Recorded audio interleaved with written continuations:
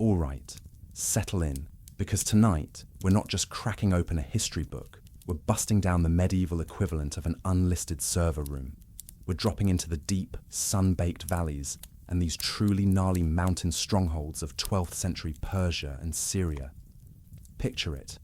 The air's got that dusty, arid bite, probably a faint whiff of goat. You can just about hear the distant bleating of nomadic flocks, and then you see them. These absolutely unsettlingly beautiful fortresses, just clinging to sheer rock faces like some ancient pissed-off barnacles. This, my friends, is your new neighborhood. This is the secret super-feared turf of a group whose name became synonymous with, you're about to have a very, very bad day, the Order of Assassins, or, as the cool kids in the 12th century called them, the Hashashin. Now, their PR department, if they had one, was working overtime for centuries, spinning a narrative that's a wild blend of dark folklore and, let's be honest, pretty grim reality. Sure, you're probably envisioning some parkour expert in black, doing fancy flips off rooftops like a medieval ninja. And yeah, that image is fun for the fan fiction. But let's gently set aside those romanticized notions, shall we? Because the truth, as it always is way more brutal and about as glamorous as a tax audit. We're not talking about some secret handshake, super buddies club here. Oh no. The historical reality of these folks? It reveals something far more chilling. These were devoted, absolute fanatics, trained with an almost corporate-level meticulousness, bound by a discipline stricter than your gym teachers, and all committed to a mission that was less swashbuckling adventure and more brutal political cleanse. They signed up for ultimate loyalty and a willingness to high-five the Grim Reaper, and that kind of commitment really got under Europe's skin. The mastermind behind this whole enterprise was a strategic genius named Hassan-i Sabbah. This guy, born around 1040, wasn't just some brute with a sharp wit. He was basically the CEO of medieval covert ops. He had this impressively broad education: math, astronomy, the natural sciences, plus all the religious studies you could shake a prayer rug at. So, when he saw the Fatimid Caliphate going downhill, faster than a greased toboggan and new threats popping up in Persia, Hassan-i Sabbah didn't just lament over chai tea. He engineered a radical new approach, a strategy that rested on three very sharp pillars: assassination, infiltration, and fortification. He got it, you guys. He understood that even a small, dedicated team could be an absolutely devastating force against a much larger, lumbering enemy. You strike at the very heart of their power through carefully planned acts of terror, and his preaching, pure gold, emphasizing martyrdom and the sweet, sweet promise of divine fulfillment. He basically weaponized courage and absolute devotion. He built a system so tight, so disciplined, and so singularly focused on violence, it honestly had no medieval parallel. It was a profound existential threat to anyone who thought they were in charge. And just to be clear, this wasn't just some random knifing. These were surgical political hits designed to create maximum chaos, exploit every weakness in the Islamic monarchies, and use terror like a perfectly executed, long-term marketing campaign. So, the burning question, the one that probably makes your modern, dental plan-having self shudder: what would your life have been like as a fresh recruit in such an outfit? How did one even apply for this highly specialized, utterly secretive society? And what were the psychological and physical realities behind those legendary, spine-chilling stories? Before we fully unpack that, before the ancient dust and secrets of this world actually settle around you, and maybe give you a subtle case of historical allergies, maybe take a quick sec. If you're digging these deep dives, these immersive road trips into the unromanticized, gritty truth behind history's myths, do us a solid, hit that like button, subscribe to the channel. It genuinely helps us keep digging up these forgotten, sometimes terrifying stories. And seriously, drop a comment. Let me know where you're chilling and what time it is for you right now. It's wild to think where these whispers from the past end up. All right, the stage is set. We've got the rugged fortress strongholds, the silent, watchful mountain caves. Now take a deep breath and let's just gently, carefully step right into the very worn, very dusty, and utterly unforgiving shoes of a recruit in the Order of Assassins. We just walked into the 12th century, remember? Well, grab a weighted blanket, because this particular slice of history, 11th and 12th century Persia and Syria, was pretty much the opposite of calm. Seriously, imagine a massive, sprawling game of a hyper-aggressive, no-holds-barred board game, but with actual armies, fervent religious beliefs, and absolutely zero rulebook. The entire geopolitical chessboard was in utter, glorious chaos. You had these gargantuan empires like the Seljuks, constantly shape-shifting, bickering, and generally tripping over their own aspirations. And right alongside them, various religious factions were clashing, each genuinely convinced they possessed the one ultimate truth. It was a pressure cooker of sectarian conflict, a powder keg with a lit fuse, and then, just to spice things up, the Crusader invasions from the West arrived, piling a whole new layer of existential dread onto the already simmering mess. Just try to put yourself there for a second. Navigating a world where your neighbors might switch allegiances faster than you can say feudalism, where religious dogma was sharper than any Damascus steel blade, and where ambitious warlords were carving out their own personal kingdoms like they were divvying up a pizza. It was a lot. The Seljuk Empire, for instance, had basically turned into a political jigsaw puzzle, splintering into countless smaller states, especially in Syria. The untimely demise of Sultan Malik Shah and his Grand Vizier Nizam al-Mulk in the early 12th century. That wasn't just a leadership change, it was a cosmic oof that plunged the entire region into even deeper disarray. This wasn't some quaint, predictable landscape of rolling hills and polite skirmishes. No, this was a swirling, unpredictable vortex of petty squabbles. You had Seljuk princes and officers, most notably the sons of Tutush, Ridwan and Dukak, clinging to their rival urban strongholds of Aleppo and Damascus, like divorced parents fighting over the kids. And then, into this volatile stew of instability, the Crusaders, fresh off the boat from their European homelands, marched in around 1095. They weren't just passing through on a gap year, they were setting up shop, establishing formidable positions along the Syrian coast, around Jerusalem, and pushing inland as far as Edessa. This, naturally, only served to further fracture the already cracked Levant. So, if your business plan involved starting a new, well, anything in this era, you'd need to be less visionary entrepreneur and more pathologically cunning, utterly fearless, and maybe a little bit unhinged. And it's into this glorious maelstrom that we meet the visionary, or depending on your personal moral compass, potentially terrifying leader Hassan-i Sabbah, and the origin story of the Nizari Ismailis sect. This wasn't just some niche religious group deciding to go truly off-grid and live in a yurt. Oh no. This was a calculated, highly strategic maneuver within the sprawling, intricate tapestry of Shia Islam. The Ismailis themselves were a major branch of Shia Islam, so this wasn't some brand new invention. Hassan-i Sabbah, feeling pretty fed up with the established powers, and what he perceived as the rampant corruption brewing within the Fatimid Caliphate, decided, quite simply, that he'd forge his own damn path. His grand strategy wasn't about raising vast armies for grand sweeping battles. It was about precision strikes. It was about leveraging the existing chaos, not fighting against it. He aimed to create a new, untainted and utterly unconquerable heart for his movement. And how did he pull this off? Through old-school real estate acquisition, medieval style, His genius for strategy really shone through in his uncanny ability to seize mountain fortresses.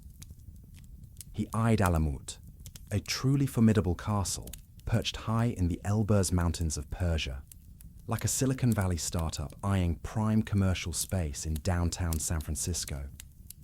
This wasn't about a direct bloody assault with hordes of soldiers.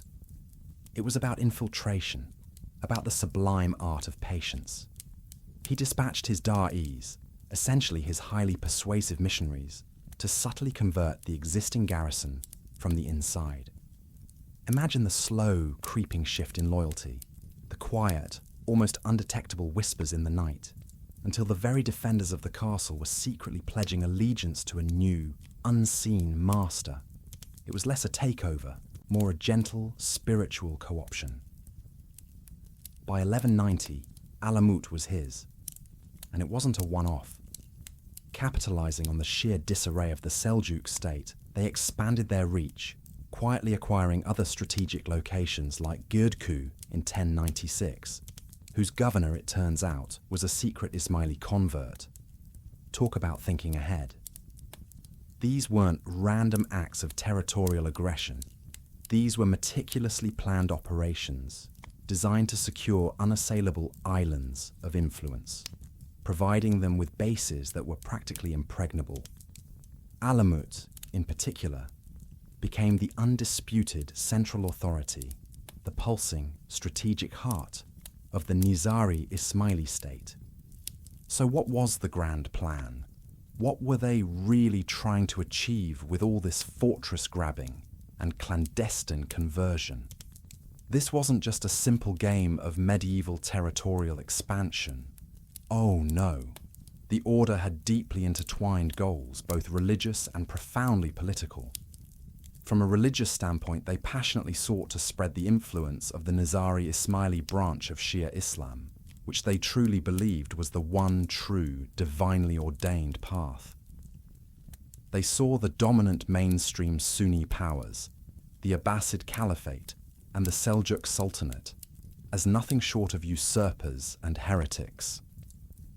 Politically, their aim was to directly counter their powerful, oppressive enemies who vehemently opposed their religious and social reforms.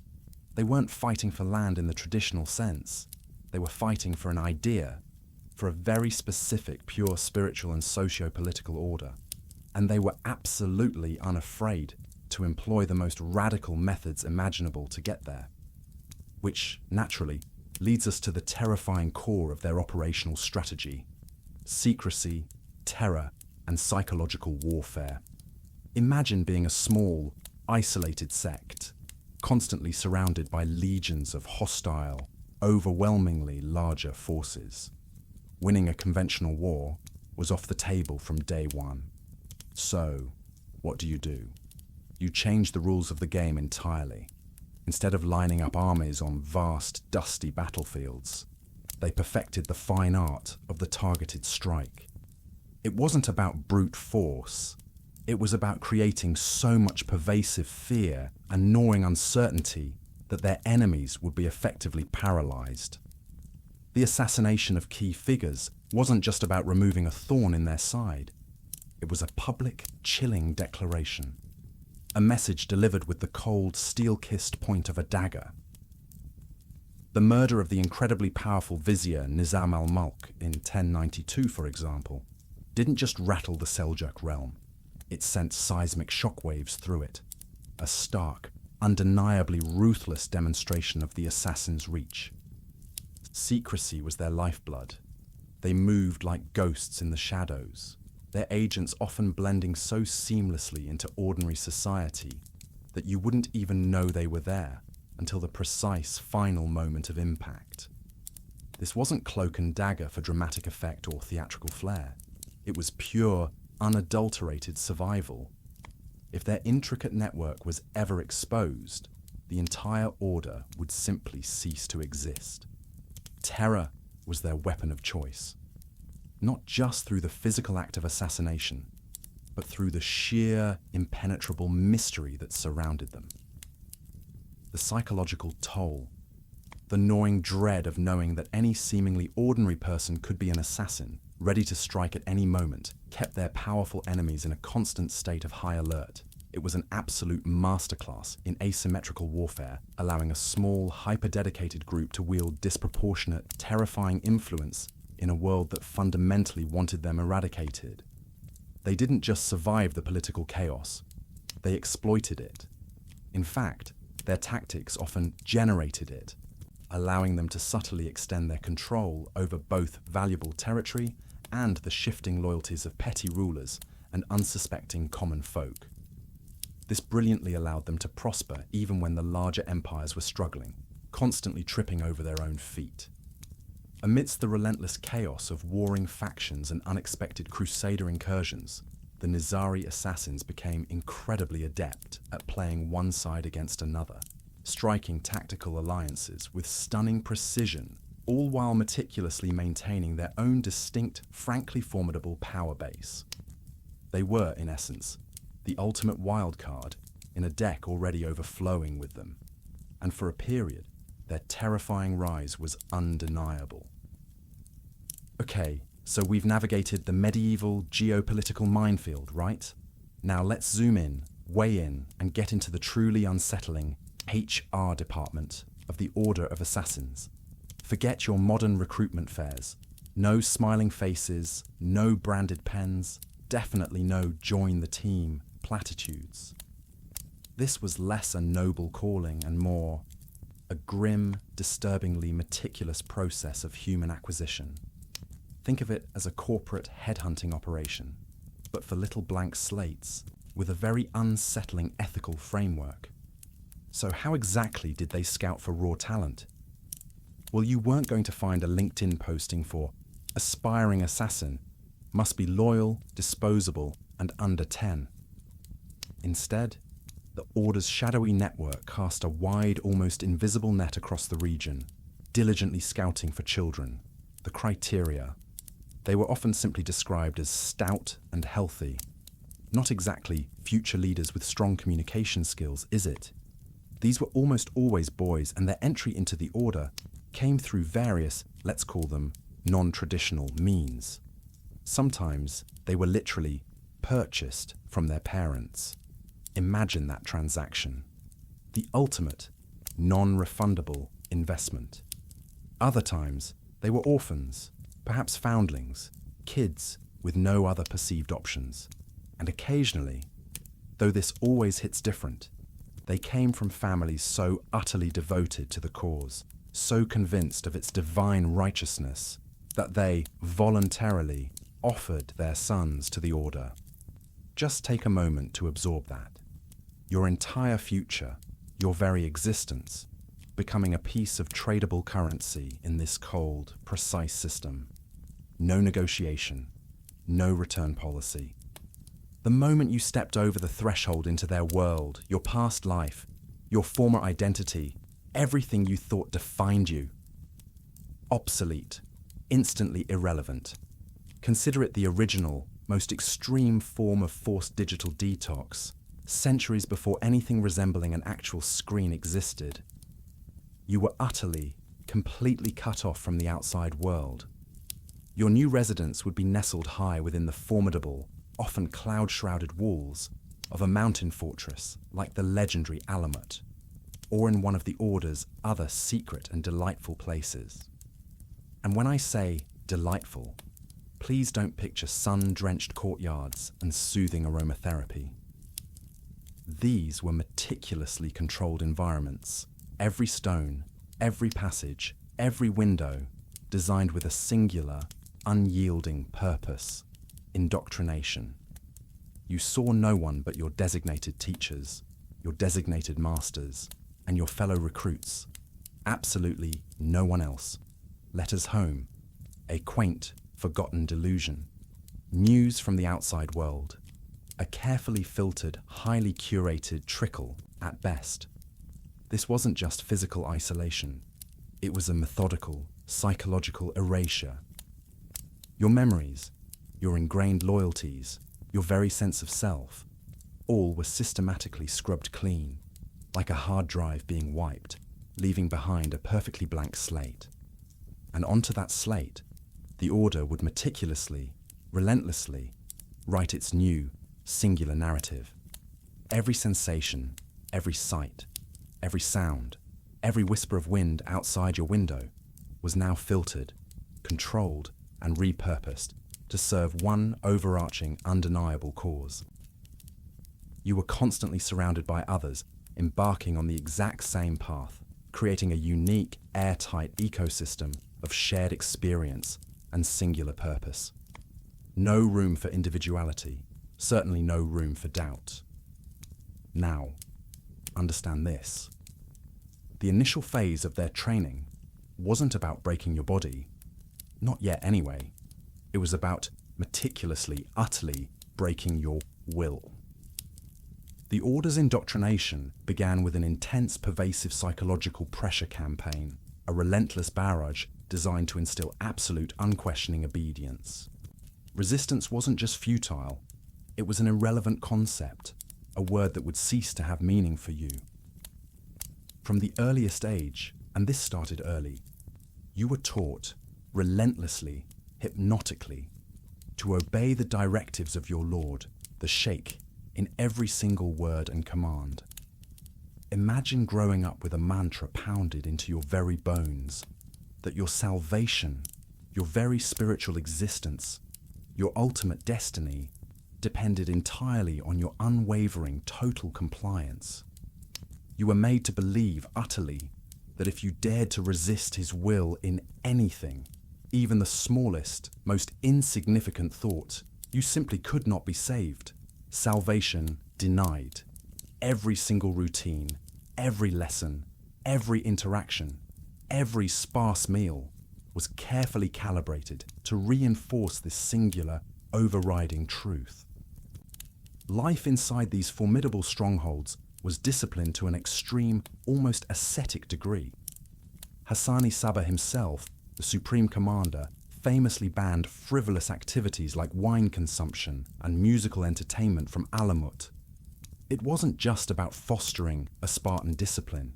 It was about stripping away every possible distraction, every comfort, every avenue for independent thought, leaving ample, fertile ground for the Order's singular, all-consuming ideology to take deep, unshakable root. And then came the ultimate incentive, the pinnacle of their psychological architecture, the sales pitch for an ultimate, glorious paradise. Now, let's be honest, this is where a lot of the wilder, more sensational myths about the assassins were woven, embroidered with lurid details by later, often Western, observers. You've probably heard the whispers: lush, secret gardens, hidden within the fortress, overflowing with exotic fruits, babbling brooks of wine and honey, and, of course, beautiful maidens waiting to cater to your every desire, a physical, hedonistic paradise, a pre-reward for faithful service, awaiting those who served the old man of the mountain. This is the stuff of classic Arabian Nights fantasy, popularized and sensationalized by accounts like Marco Polo's Travels, who almost certainly heard third or fourth-hand tales and took them far too literally, with little understanding of the deeper theological nuances. The uncomfortable truth is far more subtle, and in its own way, infinitely more powerful due to its psychological sophistication. While it's true that recruits were indeed promised far greater delights, and without end, in paradise, for executing the Sheikh's commands and meeting a glorious death in his service, this wasn't about experiencing a literal physical Garden of Eden on earth.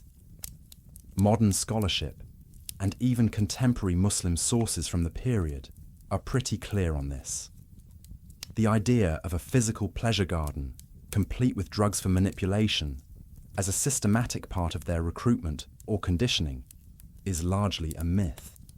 It makes for a great story, but it lacks historical basis. There is simply no archaeological evidence that supports the existence of such an elaborate, pleasure-oriented complex at Alamut. In fact, historical records consistently describe Alamut's infrastructure as being primarily military and scholarly, a place of discipline and learning, not recreational hedonism. Instead, the paradise that was promised and truly instilled was far more spiritual, intellectual, and ideological in nature. For the Nizari Ismailis, paradise was frequently understood as the attainment of profound divine knowledge, a state of ultimate spiritual enlightenment achieved through unwavering, absolute devotion to the Imam. The underlying belief was that through complete, unquestioning obedience and the ultimate sacrifice of your life, you would achieve a profound, almost mystical understanding, a direct, intimate proximity to the divine. The recruits, known as the Fedayeen, were fundamentally motivated by deep doctrinal conviction and an unshakable, profound loyalty to their Imam. This was their true drug, far more potent than any concocted substance.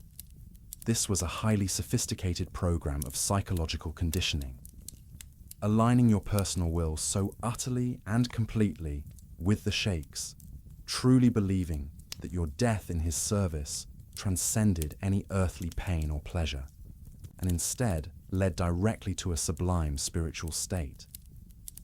It ingeniously transformed the gruesome, often brutal act of martyrdom from a horrifying end into a glorious, fiercely coveted transition, a direct, expedited path to the ultimate spiritual fulfillment.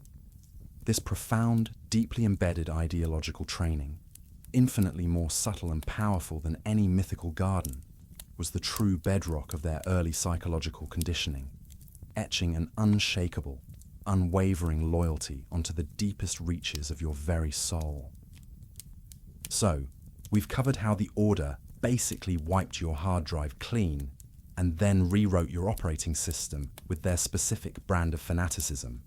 Now, let's talk about the user interface, the actual nitty-gritty how-to of turning a dedicated blank slate into a precision, human-shaped weapon. This isn't your average medieval trade school. This is the advanced degree in becoming a ghost that can end other people's careers permanently. Imagine walking into your new classroom. Except there are no desks, no chalkboards, and certainly no participation trophies. Your new tutors aren't teaching you how to multiply fractions. They're teaching you how to multiply your chances of survival by becoming fundamentally undetectable. This, my friends, was the School of Shadows, and its curriculum was designed to make you, quite literally, a phantom in human form.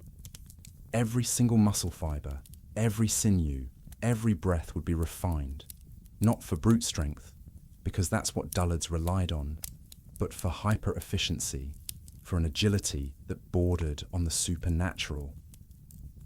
You'd learn to blend so seamlessly into your environment that you could vanish and reappear as if by magic. You spent excruciating, endless hours mastering the dark art of stealth. This wasn't just about walking quietly. Anyone can tiptoe. This was about becoming one with the very ground you walked on, about moving without leaving even the faintest whisper of a trace. You'd practice until you could tread so imperceptibly that the dry, brittle leaves of autumn wouldn't rustle beneath your foot, until loose, unstable pebbles remained stubbornly still under your weight, not giving you away. Picture yourself traversing treacherous, rocky mountain paths in the dead of night. A moonless sky overhead, your senses sharpened to an almost preternatural degree. You'd learn to see with your ears, anticipating every creak of a distant branch, every subtle shift in the wind's direction that might betray your presence to a vigilant guard dog or a watchful sentry. You'd practice moving through bustling, overcrowded bazaars, a vibrant, chaotic tapestry of humanity, without so much as brushing shoulders with a single soul. Your form would simply dissolve into the relentless flow of the crowd, unnoticed, unseen, a flicker of movement quickly dismissed as a trick of the light. This level of physical control wasn't just about technique. It required an almost meditative synchronicity between your breath and your movements, ensuring every step was deliberate, silent, almost ethereal. You weren't just mimicking, you were becoming. You were taught to adopt the shuffling gait of an old man, the hurried, preoccupied stride of a busy merchant, the seemingly aimless amble of a beggar. You became a living, breathing chameleon, a fleeting shadow, utterly forgettable and dismissible until the precise, brutal moment you needed to be remembered.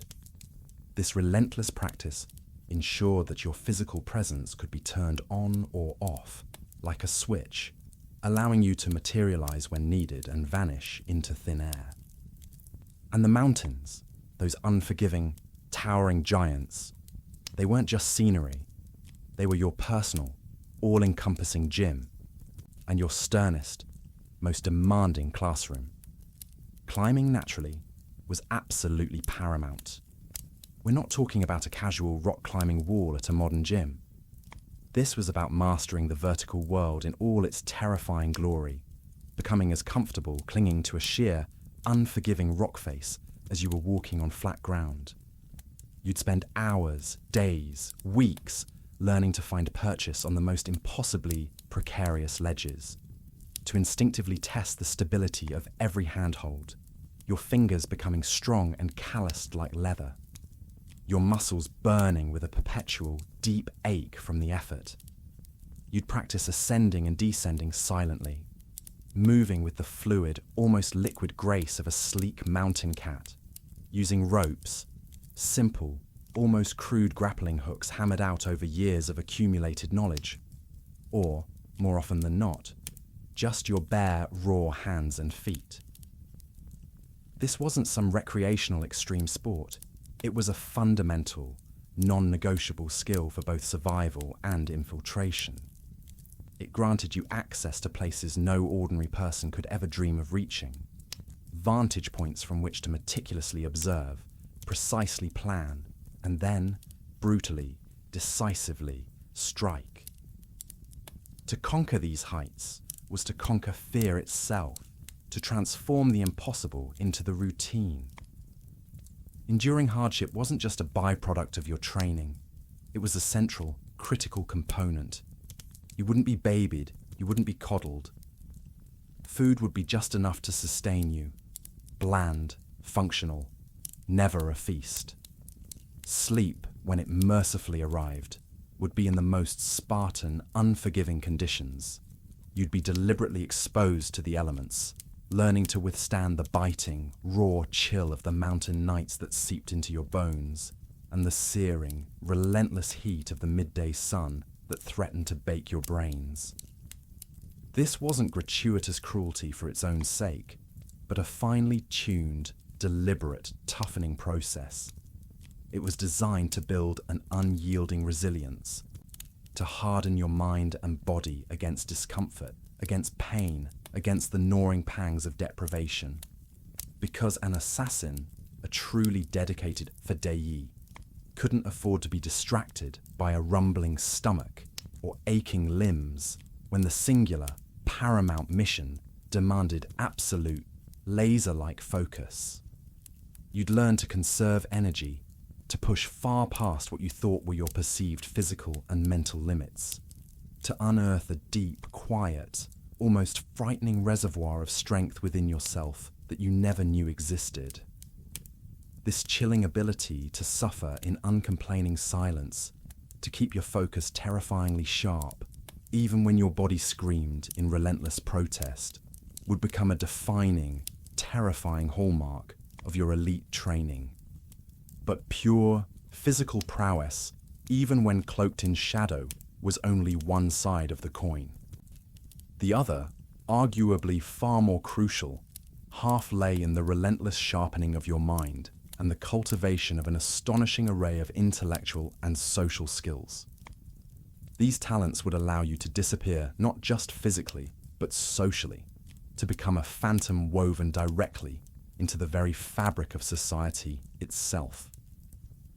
This was the art of infiltration, the secret sauce that allowed you to blend seamlessly into any environment, to become truly invisible by being everywhere, yet nowhere. Your intellectual training stood shoulder to shoulder with your physical regimen in terms of its rigor. You would become a veritable sponge, absorbing knowledge of the world around you with an almost obsessive dedication.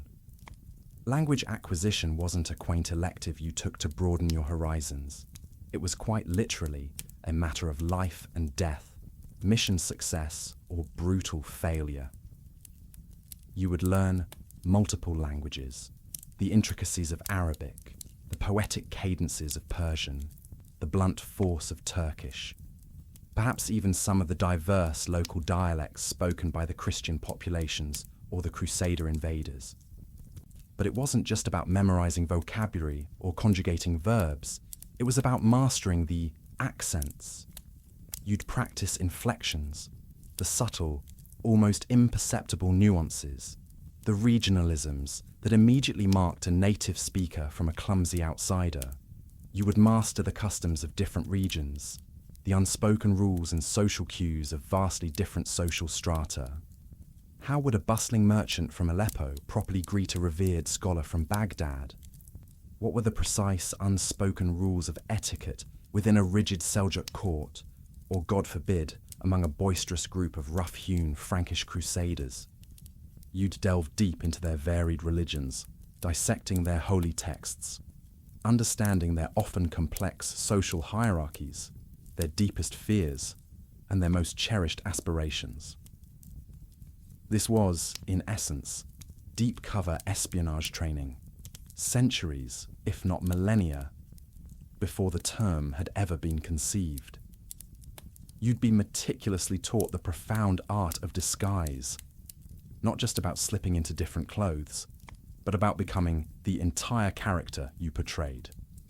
You might be an itinerant, unassuming spice merchant one month, a pensive, almost ethereal Sufi mystic the next, and a humble, bookish scholar a few months later.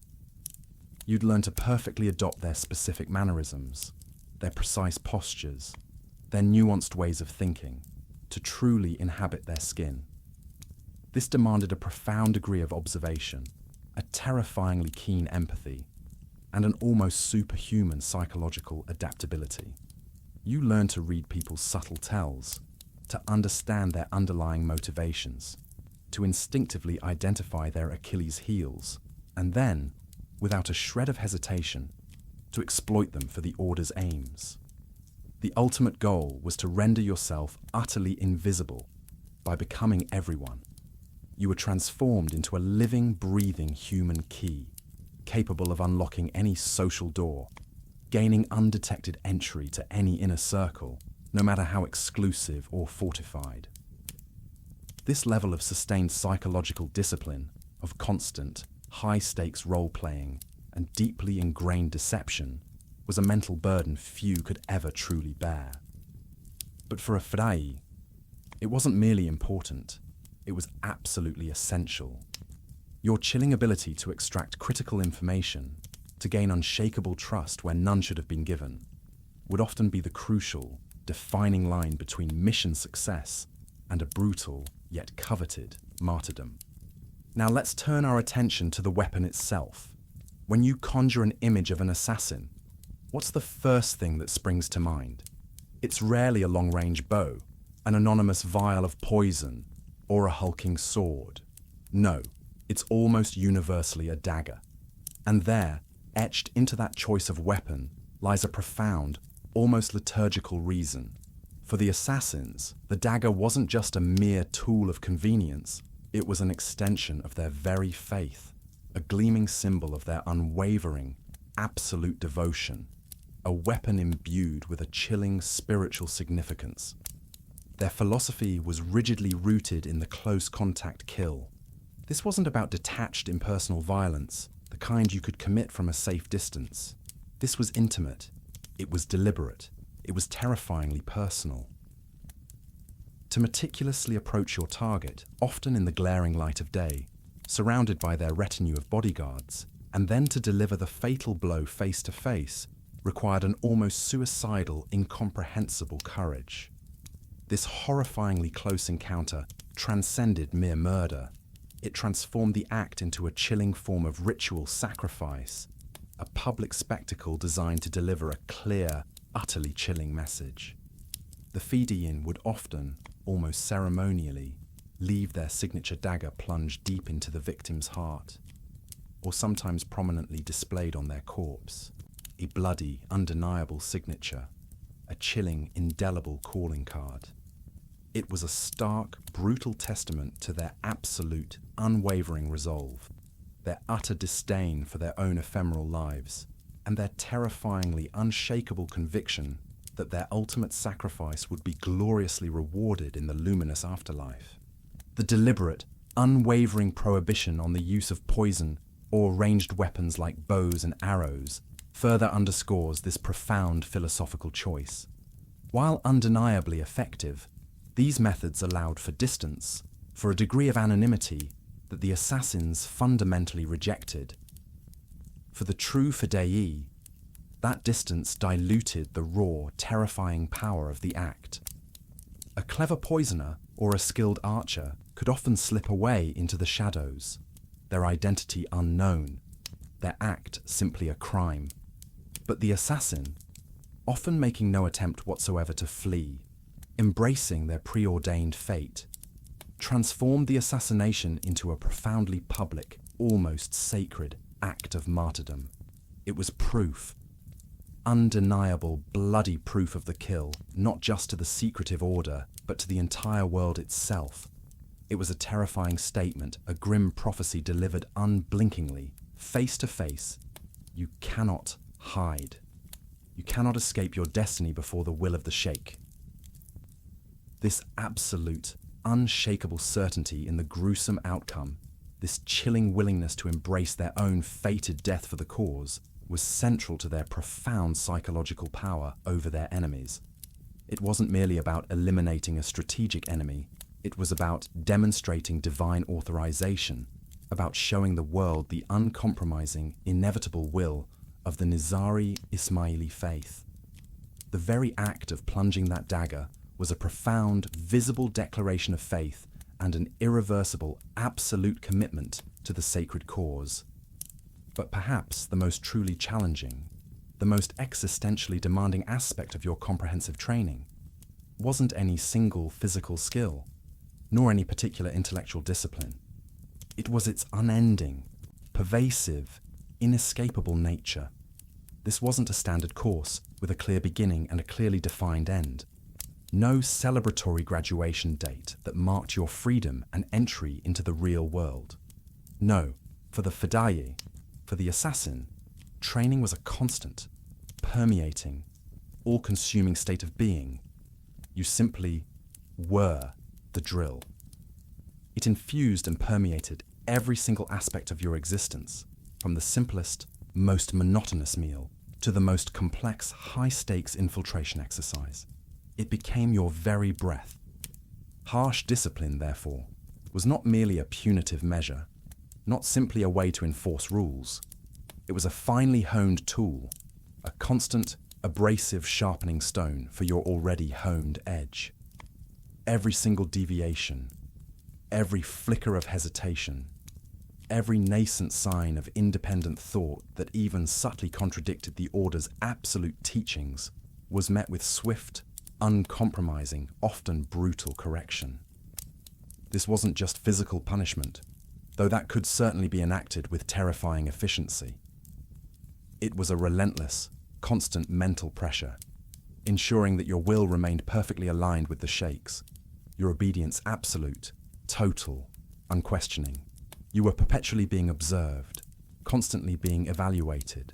The Sheikh, whom you called the Old Man of the Mountain, and his trusted proxies, possessed an almost godlike, unquestionable authority within the unyielding confines of their mountain strongholds. Your compliance, your absolute submission, became the sole defining measure of your worth, your singular worthiness for the ultimate sacrifice. No other metrics applied. Secrecy, too, wasn't just about meticulously protecting sensitive information from outside eyes. It was a fundamental, almost spiritual part of maintaining an absolute state of readiness. You simply couldn't afford to let your guard down, not ever. not for a single moment, not even around those who seemed to be on your side. The outside world was a relentlessly hostile, deceptive place, and even within the Order's tightly knit structure, the layers of loyalty and knowledge were meticulously, almost paranoia-inducing, controlled. You would only ever know what you were deemed absolutely necessary to know. Only ever see what you were required to see. This constant, pervasive state of heightened vigilance, of maintaining an impassive, unreadable poker face even among your fellow recruits, ensured that you were always prepared, always terrifyingly sharp, always poised for the moment the sacred call came. This continuous, relentless pressure, this never-ending internal and external drill, honed you into a living, single-minded weapon that maintained its razor edge, ready to strike without the slightest flicker of hesitation, anytime, anywhere. Your entire existence, your very soul, became a living, breathing embodiment of the Order's unyielding, terrifying will, a silent, disciplined, and utterly chilling testament to its profound and terrifying reach. All right, so you've been stripped down, rebuilt, and forged into a human weapon. Your body's a silent, efficient tool, and your mind's a chameleon, ready to blend. But what fuels the engine of such a dangerous machine? What ensures that when the time comes, you don't just do the job, but you embrace the job, even when it means your own unceremonious exit? Welcome, my friends, to the deep, dark psychological conditioning that transformed a mere individual into an utterly loyal, utterly fearless instrument of something far greater than themselves, the altar and the Sheikh. This wasn't just training, this was soul remodeling. Imagine the sheer, relentless, unwavering reinforcement. Every single day, every single lesson, every interaction, every glance, every conversation hammered home one singular message, repeated until it was etched into your very DNA. Your life, your will, your entire purpose were now irrevocably, totally bound to the will of the Sheikh, the legendary old man of the mountain. You were taught that your obedience wasn't just some mundane duty, some checkbox on a medieval performance review. No, it was the absolute highest form of devotion, a spiritual act so profound it guaranteed your VIP lounge access in the afterlife. The constant, repetitive nature of the training, physical drills, intellectual puzzles, ideological sermons, served not just to build impressive skills, but to slowly, inexorably wear down any nascent resistance, any flicker of independent thought that might have, God forbid, survived the initial blank slate process. You basically existed in the world's most intense, all-encompassing echo chamber. And in this echo chamber, the only voice you heard, the only truth you absorbed was the unwavering, unassailable truth of the Sheikh and his divine mission. This continuous mental immersion fostered an unbreakable sense of unity with the Order, a bond stronger than blood, and an absolute trust in its leadership. A trust that frankly transcended logic, self-preservation, or even basic common sense. Now, this is where we need to put on our historical waders, because we're about to step into some truly murky, yet utterly fascinating waters. You've heard the whispers, haven't you? Perhaps even seen them dramatized in poorly researched period pieces. Tales of the assassins using substances like hashish to create trippy, visionary experiences. The idea was that they'd show their recruits glimpses of a promised paradise, thereby binding them to the Order through intoxicating, hallucinogenic rapture. This, of course, is the supposed origin of the term Hashashin itself, a derogatory Arabic term popularized by their enemies, meaning hashish users, or more broadly, just rabble or noisy ones. It was a convenient label for those who simply couldn't comprehend or explain the terrifying, almost supernatural bravery of the Fedayeen. And let's be honest, These lurid tales became incredibly, almost cartoonishly popular in Europe, especially after guys like Marco Polo came back with their colourful, probably exaggerated travel logs. You know the classic story: a recruit gets secretly drugged, wakes up in a hidden garden filled with beautiful women, rivers of wine and delicious food, convinced they've experienced paradise. Then they're told this is just a taste, and the only way to return to this glorious realm permanently is through martyrdom in service of the Sheikh. It's got all the hallmarks of a great urban legend, doesn't it? Sex, drugs, and medieval rock and roll. It's a fantastic, incredibly cinematic story. It sells tickets. It fuels conspiracy theories. But, and this is a truly significant but, a historical brick wall, if you will, modern historical scholarship, painstakingly sifting through actual evidence, largely debunks this entire narrative. I mean, largely debunks it. There is virtually no credible, contemporary evidence to support the systematic use of hashish for indoctrination, or the existence of lavish drug-fueled pleasure gardens at Alamet. Most authentic Muslim sources from the time don't even mention it, and archaeological excavations at Alamet have found absolutely no infrastructure or artifacts that would support such a setup. Think about it. The fortress was built for defense, for scholarship, for austere living, for holding out against sieges. It was a rigorous spiritual academy, not a medieval theme park. More monastic retreat, less medieval rave. The whole hashish story was almost certainly propaganda, concocted and spread by their terrified enemies. It was a clever way to dehumanize them, to dismiss their chilling commitment as mere drug-induced delusion. It allowed those in power to essentially say, oh, they're not actually brave or truly devout, they're just high. Don't mind them, certainly don't be afraid. So, if not drugs, if not a literal garden of earthly delights, then what visionary techniques were employed to instill such absolute spine-chilling devotion? The actual answer, and it's arguably far more subtle and insidious, lies in the profound theological and spiritual education that you, the recruit, received. The Nizari Ismaili faith was deeply esoteric, meaning it had layers of hidden meaning, emphasizing a demanding intellectual hierarchy of knowledge and a lifelong pursuit of inner truth. You were taught that paradise wasn't merely a physical place, a kind of medieval resort package. No, paradise was a spiritual state, an ultimate reality, attainable through perfect knowledge and unwavering dedication to the Imam, the spiritual leader. The legendary Old Man of the Mountain, the Sheikh, was revered as the living, breathing, earthly manifestation of the Imam's divine will, a figure whose every command was not just law, but divine decree, absolute and beyond question. The visions, therefore, were less about external hallucinations you might be given, and more about profound internal revelations. These were intense, mystical experiences cultivated through rigorous spiritual discipline, through intense, often grueling study, and through a fervent, absolute belief in the divine mission of their sect.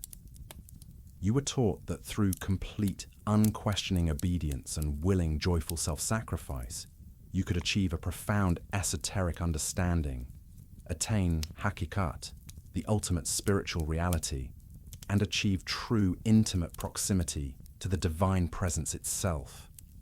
This wasn't some cheap parlor trick. This was a deeply ingrained, highly sophisticated form of spiritual and psychological engineering. You were literally taught that your consciousness, purified by total devotion and ultimate sacrifice, could transcend all earthly limitations and merge with a higher, sacred reality. The allure of this spiritual bliss, this ultimate enlightenment, was far more potent, far more addictive, and infinitely more lasting than any drug trip. And this, truly, brings us to the bedrock of the assassin's motivation, the very engine of their terrifying efficacy. the cult of martyrdom. For you, the fidei, martyrdom was not merely a potential consequence of your incredibly dangerous profession. No, it was a central, defining concept, equally a tactical cornerstone and a profound spiritual aspiration. Tactically, your absolute, non-negotiable willingness to die made you the ultimate, unblockable weapon. An enemy who fears death can be easily broken, easily manipulated by threats to their life. But an enemy who embraces death, who actively seeks it as a glorious end, is terrifyingly unpredictable, an unknown variable that shatters all strategic calculations. Your public, often unhesitating willingness to lay down your life for the order served as a chilling, unshakable deterrent. It sent an unmistakable, visceral message straight into the core of the enemies of the Nizari Ismailis. We are coming for you. We will reach you. And we value our lives so little, so insignificant are they in pursuit of our sacred mission, that you absolutely cannot stop us with threats of death. It was a form of psychological warfare so potent, so absolute, that it crippled your opponents through sheer, unadulterated terror, a pure, unadulterated terror devoid of any rational defense. But beyond the cold, brutal tactical advantage, martyrdom was deeply, profoundly spiritual. It was believed to be the ultimate act of devotion, a direct, express highway to the highest, most sublime levels of paradise, a guaranteed path to immediate divine acceptance and eternal bliss. You weren't committing suicide, an act generally frowned upon in conventional Islamic thought. No, you were performing a joyous, preordained act of self-sacrifice for a higher, sacred purpose. The very act of willingly laying down your life was seen as an elevation, a fulfillment of your ultimate spiritual purpose. For the Fidiyin, their mission was directly sanctioned by the Imam himself, channeled through the Sheikh, rendering their self-sacrifice a holy, blessed act. There are numerous historical accounts suggesting that Fedayeen would often ascend to great heights, awaiting their target, and sometimes, after successfully carrying out the act, they wouldn't even attempt to escape. Instead, they would wait patiently to be killed, often even throwing themselves off walls or cliffs, as if eager to embrace their divinely promised reward. This wasn't merely a lack of fear, it was an act of profound, unwavering spiritual certainty. The internal monologue went something like this. The Sheikh wants me to die, therefore death is not only good, it is noble, it is righteous, and it will immediately lead me to union with the divine. You were promised this, and you believed it with every fiber of your being, that your sacrifice would contribute directly to the ultimate triumph of the Nizari Ismaili cause on earth and ensure your eternal, boundless bliss in the hereafter. And this perhaps is the most chilling, most psychologically masterful aspect of their conditioning, the internalization of shame. For a fidei, astonishingly, survival after a mission was paradoxically considered utterly shameful. Not shameful because you failed some technical aspect of the operation, but shameful because it implied a less than total, less than absolute commitment. If you were truly devoted, truly ready for the ultimate sacrifice, truly deserving of that spiritual paradise, then you, by definition, should have died. To return, to survive, meant you perhaps didn't push hard enough, weren't brave enough, or hadn't truly achieved the necessary level of ecstatic spiritual devotion required for glorious martyrdom. It was a heavy, invisible, internal weight. This perverse concept of shame emphasized total, absolute, uncompromising commitment. There was no plan B, no tactical retreat, no surrender, no survival at any cost. Your mission defined your life, and your death was its glorious, preordained culmination. If you returned, you might be honored, but you'd also carry that quiet, internal, gnawing burden of not having achieved the ultimate spiritual act. It was a masterful, almost diabolical stroke of psychological manipulation, ensuring that failure, even the failure to die, was an outcome too bitter, too embarrassing, too spiritually disappointing to stomach. Your very identity, your entire self-worth, was built around this profound, joyous concept of total, absolute self-annihilation. You were quite literally a weapon, and your purpose was to be spent. And in that terrifying, total, unyielding commitment lay their undeniable and still chilling power. All right, so you've survived the spiritual boot camp, you've embraced the shame of survival, and your soul has been retuned to the frequency of absolute devotion. But what does that actually feel like? What's the Monday to Friday, 9 to 5, or more likely, 24/7 grind, when you're a human weapon between missions, living high up in a mountain fortress? Forget any lingering notions of gilded pleasure gardens or mystical drug trips. We've well and truly debunked those romantic embellishments. Life inside an assassin's stronghold was about as far from a spa retreat as you could get. It was austere. It was monastic. It was relentlessly, unblinkingly disciplined. Think of it as a spiritual, grim, and incredibly efficient boot camp that never, ever ended. Imagine your standard issue living quarters. Forget personal space. Forget a private room with a view. Those concepts were for the weak or the uninitiated. You'd be part of an intensely communal arrangement, living cheek by jowl with your fellow fedayeen. Think of it less as a cozy medieval dorm and more as a highly functional, though incredibly Spartan, military barracks, designed for maximum efficiency and minimum comfort. Comforts were practically non-existent. We're talking hard beds that probably offered more lumbar punishment than actual support. Simple, functional clothing designed for wear and utility, not fashion. And meals that were more about strict sustenance than any kind of culinary delight. There was no wine to soothe the edges of the day, no music to lighten the mood. Hassan-i Sabbah himself, the visionary founder, explicitly banned such frivolous, distracting activities from Alamut. Even for the most ordinary members of the faith, the rules were strict, emphasizing a disciplined, almost ascetic regimen. This wasn't a lifestyle choice for enjoying worldly pleasures.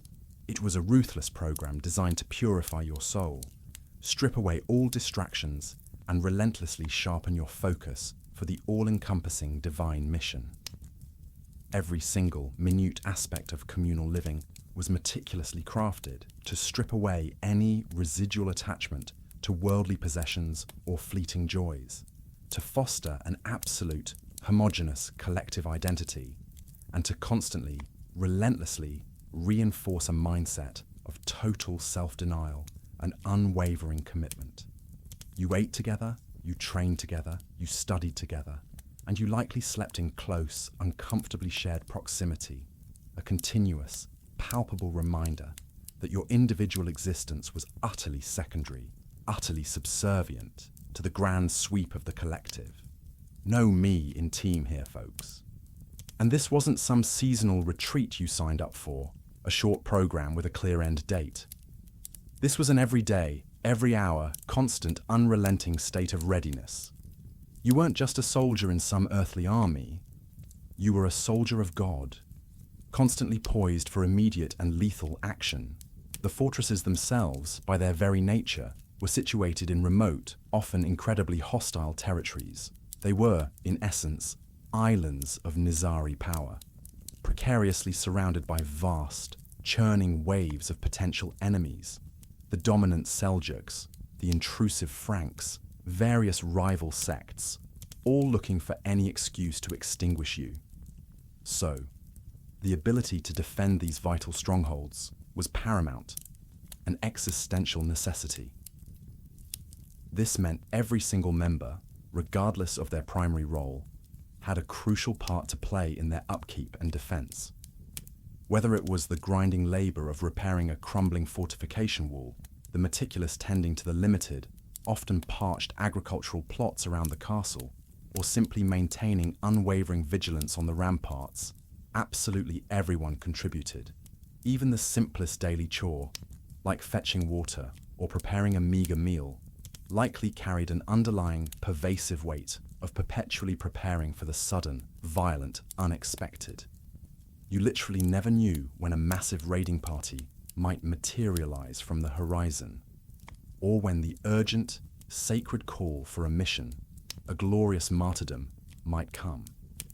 So, while your days might appear mundane in their repetitive, austere routine, there was an ever-present undercurrent of perpetual alertness, a quiet, almost vibrating tension that kept everyone on razor's edge, constantly sharp, perpetually ready. One of the most profoundly fascinating aspects of daily life within the Order was the seamless, almost effortless way its members balanced their intense, all-consuming religious devotion with the cold, brutal realities of military discipline and the intricacies of covert political action.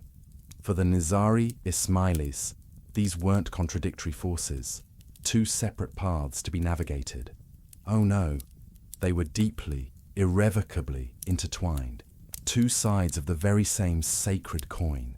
Their religious doctrine, with its mystical emphasis on the Imam and the relentless, lifelong pursuit of esoteric knowledge, what they called the hakikat, the ultimate truth, provided the bedrock, the ultimate justification, and the burning motivation for every single action they took. Assassination, as we explored earlier, wasn't simple murder in their theological framework. It was transformed into a profound ritual of faith, a sacred act performed in direct, unquestioning service to Allah and the Imam. So, while you might be engaged in incredibly rigorous physical training one moment, practicing dagger techniques or perfecting your vanishing act in preparation for a high-stakes infiltration, the very next moment you could be deeply immersed in intricate theological study, discussing the nuanced, multi-layered interpretations of sacred texts, or delving into the complex allegories of their specific brand of Islamic mysticism. The Order's rigid, almost perfectly calibrated hierarchy, with its carefully graded ranks and meticulously controlled levels of spiritual knowledge, ensured that every single individual, from the rawest, newest recruit to the most learned, highest-ranking da'i, understood their precise, unalterable place within this intricate divine tapestry. This seemingly strict discipline wasn't just about fostering military efficiency or ensuring smooth operations. It was deeply rooted in the core belief that unchecked human urges and individual impulses would inevitably lead to societal chaos and spiritual corruption. Therefore, religious instruction became the unshakable bedrock for all other forms of discipline, creating a comprehensive framework where rigid absolute obedience was simultaneously seen as both a crucial military necessity and an exalted spiritual virtue. Your political actions, your strategic acts of terror, your cunning tactical alliances, every single move was viewed and justified solely through this powerful, all-encompassing religious lens. They truly believed with an unshakable conviction that they were literally carrying out God's divine plan on earth, meticulously creating a new, purer, divinely ordained order. For some within the broader Nizari community, the organization was a means of crucial protection. For others, it was an indispensable tool to strategically attack their perceived enemies. But for you, the fidiyin, the willing instrument, it was about nothing less than actively creating this new world, about being the very hand that carried out the divine will. This profound, terrifying fusion of unwavering faith and decisive action meant that even the meticulous preparation for a political assassination was considered a profound, almost sacred act of worship, transforming potentially mundane or gruesome skills into direct instruments of the divine will. And underpinning this entire formidable existence was an almost suffocating, pervasive shroud of secrecy and isolation. This wasn't merely about protecting the order from external enemies, although that was certainly a very practical and primary concern. The towering castle walls, the remote, often inaccessible mountain locations, these weren't just geographical features. They were physical, tangible manifestations of their deeply ingrained, absolute need for concealment, for hermetic separation. The outside world was a dangerous, hostile, perpetually trying to crack their code. They actively, relentlessly sought the Order's utter destruction. So, every individual was meticulously trained in the ancient, subtle art of taqiyya, which is formal dissimulation, the art of hiding their true beliefs and their ultimate loyalties when operating among their unwitting enemies. This pervasive secrecy wasn't just practical for day-to-day operations. It was absolutely existential, fundamental to their survival. If their intricate networks were ever exposed, if their individual agents were ever compromised, the entire painstakingly built edifice of the Order would simply crumble, collapsing under the weight of external hostility. But this profound secrecy also played a crucial, indispensable role in maintaining an almost unnatural internal cohesion. Within the fortress strongholds, information was tightly, meticulously controlled. You literally only knew what you were deemed absolutely necessary to know. This hierarchical, carefully managed dissemination of knowledge, combined with the extreme, almost total isolation, fostered an intensely profound loyalty. First to your immediate community within those walls, and then, exponentially, to the Sheikh himself. There were intricate layers of initiation, peeling back gradually, revealing more esoteric secrets from the outwardly devout foot soldier to the learned, initiated da'i, who possessed much deeper, mystical knowledge. This carefully constructed system created an almost visceral sense of shared purpose and an unshakable exclusivity. The outside world was clearly, definitively them, chaotic, unenlightened, fundamentally hostile, and utterly lost. Inside the fortress, you were unequivocally part of us, the chosen, the disciplined, the truly enlightened.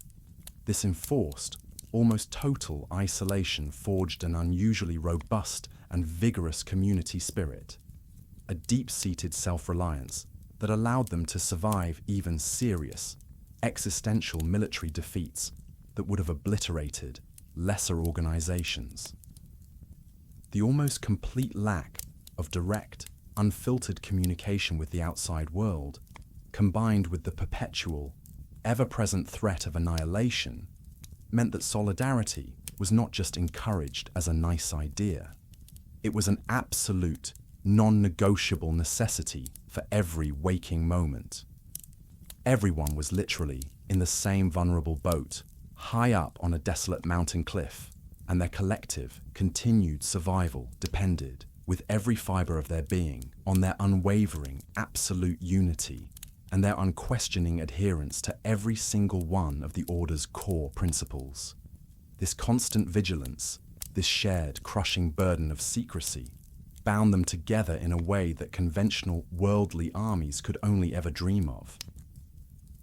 It was, undoubtedly, a pressure cooker environment, yes, but one that relentlessly forged an unbreakable unity, maintaining an internal cohesion that allowed them to project an outsized, terrifying influence over the region for centuries. You've made it. You've earned your stripes, assimilated the chilling ethos, and become a living, breathing embodiment of the Order's unwavering will. Now, let's peel back the final layer and talk about the main event, the very act that etched their name, Assassin, into the annals of history and forever into the darkest corners of medieval nightmares. The assassination missions themselves. This wasn't just common or garden violence. Oh no. This was a meticulously choreographed, terrifyingly ritualized form of political terror, a brutal ballet of conviction. Imagine the briefing. You, the FDE, have spent years mastering the silent art of stealth, the subtle nuances of foreign languages, the invisible craft of infiltration. Every lesson, every grueling practice session has led you to this moment. A target is selected. This isn't some random draw from a hat. This is a significant, carefully chosen figure, a powerful vizier, a formidable prince, a battle-hardened general, or perhaps a rigid religious leader who has publicly, vehemently condemned the sacred Ismaili doctrines. These were never random acts of chaos, no matter how chaotic the aftermath might seem. These were highly calculated, surgical strikes, designed with brutal precision to cripple the enemy at its very top, to sever the snake's head. The planning behind each mission was obsessive, almost pathologically precise. You'd gather intelligence with the fervor of a modern-day spy agency, meticulously studying the target's routines, mapping out their perceived weaknesses, identifying every possible entry and exit point. And yes, you'd map out escape routes, though escape was always a beautifully, tragically ephemeral concept, as we've discussed, more a theoretical possibility than an actual expectation. This wasn't some spur-of-the-moment act of rage, some emotional lashing out. It was a cold, deliberate, almost scientific application of force, a terrifying, irreversible chess move on the grand, blood-soaked geopolitical board of the medieval world. And the chosen method? Almost always, without exception, the dagger. This wasn't for lack of other, perhaps more efficient options. Projectile weapons like bows and arrows, or more subtle, insidious poisons. These were certainly available, known and utilized by others of the era. But for the true assassin, they were explicitly not the preferred tools. Why? Because the damn dagger demanded intimate, brutal, direct, close contact. It forced you to be there, to be present. It required you to look your target in the eye, often in broad daylight, in the heart of their perceived safety, surrounded by their bewildered guards and unsuspecting retinue. This wasn't an act you could perform from a safe, anonymous distance, melting back into the crowd unseen. This was intimate. It was terrifyingly personal. It transformed an act of murder into a chilling ritual, almost a sacrosanct performance for the faithful. The precise, deliberate act of plunging the dagger wasn't just a physical action. It was a public declaration, a visceral, undeniable proof of the kill, a signature. And often, that very dagger, the instrument of sacred fate, would be left embedded in the victim's body, a chilling, deeply unsettling, indelible calling card, a final period on a bloody sentence. It was a message etched in blood, screaming for all the world to hear. This was us. This was an act of deliberate, unquestionable will, blessed by the Sheikh himself, and we will not be ignored. Your defenses are meaningless. Perhaps the most astonishing, and to us, with our soft, modern sensibilities, the most existentially baffling aspect of these missions was the near certainty of your own death or capture immediately afterward. You were not, let me repeat, not expected to return. There was no elaborate extraction plan, no quick getaway car, no sophisticated exfiltration strategy to shuttle you back to safety. In fact, and this is the psychological genius at play, to survive a mission was, paradoxically, considered uniquely shameful, a subtle mark of less than total, less than absolute commitment. You went in, you completed the mission, and you embraced your glorious, promised martyrdom. Sometimes the Fedayeen would even wait patiently after the kill, standing calmly amidst the ensuing chaos, allowing the frantic, furious guards to cut them down. Or, as the more dramatic legends have it, they would, with chilling serenity, throw themselves from the very walls or cliffs they had so painstakingly, skillfully climbed to reach their target. This wasn't a tactical oversight, a moment of clumsy amateurism. It was an integral, non-negotiable part of the plan. Your death, your ecstatic self-sacrifice, cemented the message, elevated the act from a mere earthly assassination to a profound, holy, public sacrifice. It transformed you, the fedayee, into a living, dying testament to the Order's unshakable faith and its terrifying, unyielding resolve. You were the ultimate mic drop. Let's pull back and survey some of the specific moments that sent shivers, perhaps even outright terror, through the spine of the medieval world. The first, and arguably the most impactful in terms of its far-reaching consequences, was the assassination of Nizam al-Mulk in 1092. If you cast your mind back, he was the ridiculously powerful Grand Vizier of the Seljuk Empire, essentially running the entire show, the empire's supreme administrator and strategist. He was shrewd, he was frighteningly effective, and perhaps most dangerously for the Nizari Ismailis, he acutely understood the existential threat posed by their burgeoning movement. Hassan-i Sabbah, with his strategic foresight, correctly identified him as the primary, immediate obstacle to the Order's expansion, and by eliminating him, solidified its lethal reputation. The story goes that Nizam al-Mulk was travelling in his elaborate litter, surrounded by his retinue, when an assassin, cleverly disguised as a humble Sufi, wandering holy man, approached him, ostensibly seeking to present a petition. As the unsuspecting vizier, probably full of his own benevolence, reached out, the assassin, with brutal efficiency, plunged a dagger deeply into him. The impact was nothing short of immediate and utterly catastrophic for the Seljuks. Nizam al-Mulk's death didn't just leave a vacancy, it plunged the entire empire into a dizzying period of chaos, igniting a vicious civil war among his squabbling heirs and the various ambitious Seljuk princes who saw an opportunity. Sultan Malikshah, his master, died suspiciously shortly after Nizam al-Mulk, just adding another layer of instability to the already volatile situation. For the Order, it was a terrifying, almost too perfect double victory.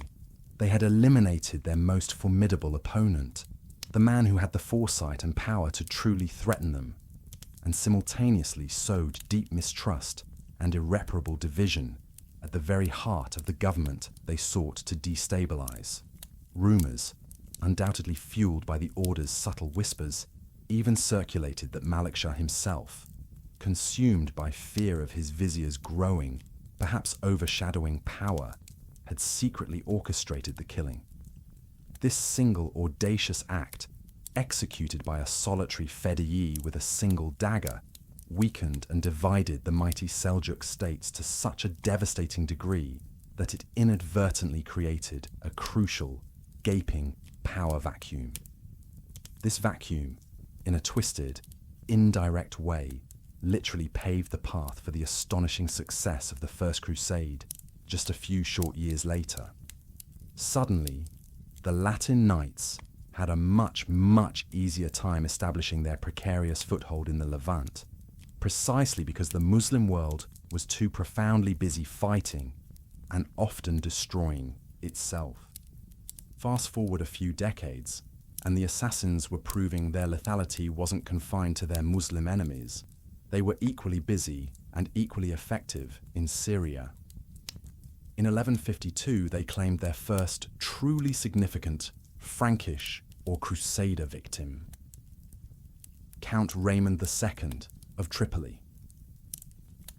Raymond, a powerful Crusader lord, was simply walking with his pregnant wife and children at the bustling gates of the city of Tripoli, when two assassins, having blended seamlessly into the crowd, brutally attacked him. While the specifics of this particular assassination don't always explicitly mention a dagger being left behind as a signature, the psychological impact was precisely the same: swift, brutal, and utterly shocking. This murder, along with several other high-profile takedowns of Crusader leaders, chillingly showcased the assassins' ruthless reach, sending shivers down the spines of not just the various Muslim rulers, but also the previously more complacent Crusader leadership. The Count's death, ironically, led directly to a period of deep instability within the county of Tripoli, and, in a truly bizarre twist, it forced the Nizari Ismailis in Syria to pay an annual tribute, a form of protection money, to the Knights Templar themselves, which, let me tell you, is a whole other fascinating, twisted story of medieval realpolitik alliances that sounds like it was ripped from a Machiavellian playbook. The psychological impact of these targeted, ritualized killings on the ruling elite and the broader populace was truly immense, disproportionate to the order's actual physical size or numerical strength. Imagine being a powerful ruler surrounded by your best guards, ostensibly safe within the fortified walls of your court, and then hearing from hushed, terrified whispers that a figure as seemingly unassailable as Nizam al-Mulk, or a formidable Crusader count, had been struck down in broad, terrifying daylight by a seemingly anonymous individual, only to have that individual calmly submit to death, or even actively pursue it. It instilled a pervasive, gnawing terror that seeped into the very foundations of power. Every shadow now seemed to harbour a potential fidei. Every stranger, every seemingly innocent petition for justice or favour could be a deceptive preamble to your brutal, irrevocable demise. The assassins didn't need a massive conventional army to project power. They possessed a weapon far more potent, far more insidious, absolute suffocating fear. Their chilling ability to choose their victims with such surgical precision, daring to strike at the very pinnacle of power, meant that absolutely no one in a position of authority could ever feel truly safe. This was deliberate. Their target selection wasn't just a tactical choice. It was meticulously designed to create an aura of terrifying inevitability. They very rarely, if ever, attacked common folk. Their brutal wrath was meticulously reserved for the powerful, for those who actively stood against their religious and political goals, for those who thought themselves untouchable. This constant, fear-inducing presence contributed significantly, almost fundamentally, to the geopolitical instability of the entire region. It kept the power dynamics in a constant, dizzying state of flux. Rulers who might otherwise have formed strong, stable alliances became deeply paranoid, consumed by suspicion of their own courtiers, their own inner circles, perpetually fearing a hidden assassin in their midst. Trust, that fragile, precious commodity, eroded to nothing. Alliances, once seemingly ironclad, became brittle, easily shattered. The assassins were consummate masters at exploiting these inherent divisions, sometimes even being subtly accused of instigating murders by rival factions to sow even further discord, whether they were truly involved or not. The mere suggestion of their involvement was enough to destabilize. Their very existence, their reputation, forced even the mightiest rulers to expend vast resources on heightened security, on constant, exhausting vigilance, inadvertently diverting precious attention and military might from other, more conventional external threats. It was, without a doubt, a masterclass in asymmetrical warfare, allowing a relatively small, isolated group to wield an immense, disproportionate power through strategic terror, perpetually keeping their multitude of enemies off balance and fundamentally unprepared. And this leads us to perhaps the most unsettling symptom, the most bizarre manifestation of this widespread terror. Their victims rarely, if ever, fought back with any real conviction. Once a target dimly, horribly realized they were marked, that a fedii was upon them, there was often an eerie, almost fatalistic resignation. Why? Because the assassins had, over decades, meticulously cultivated a reputation for being unstoppable, for their missions being somehow divinely ordained and, therefore, utterly inevitable. When one fedayee fell, another, equally devout, equally unafraid to die, would inevitably rise to take their place. The unflinching eagerness of the fedayin to sacrifice themselves, the chilling, unearthly calmness with which they accepted their own demise, conveyed a single, terrifying message. There is no escape. This is your destiny. This wasn't merely a lack of physical resistance. It was a profound, deeply ingrained psychological surrender. Their fate was sealed, irrevocably, the very moment the order marked them for death. This perceived inevitability of their fate paralyzed their victims, both literally and figuratively, making the assassins' work terrifyingly efficient, almost divinely sanctioned. Their victims had been duly warned, and now their fate, delivered by the silent, relentless hand of a fedayi, was upon them.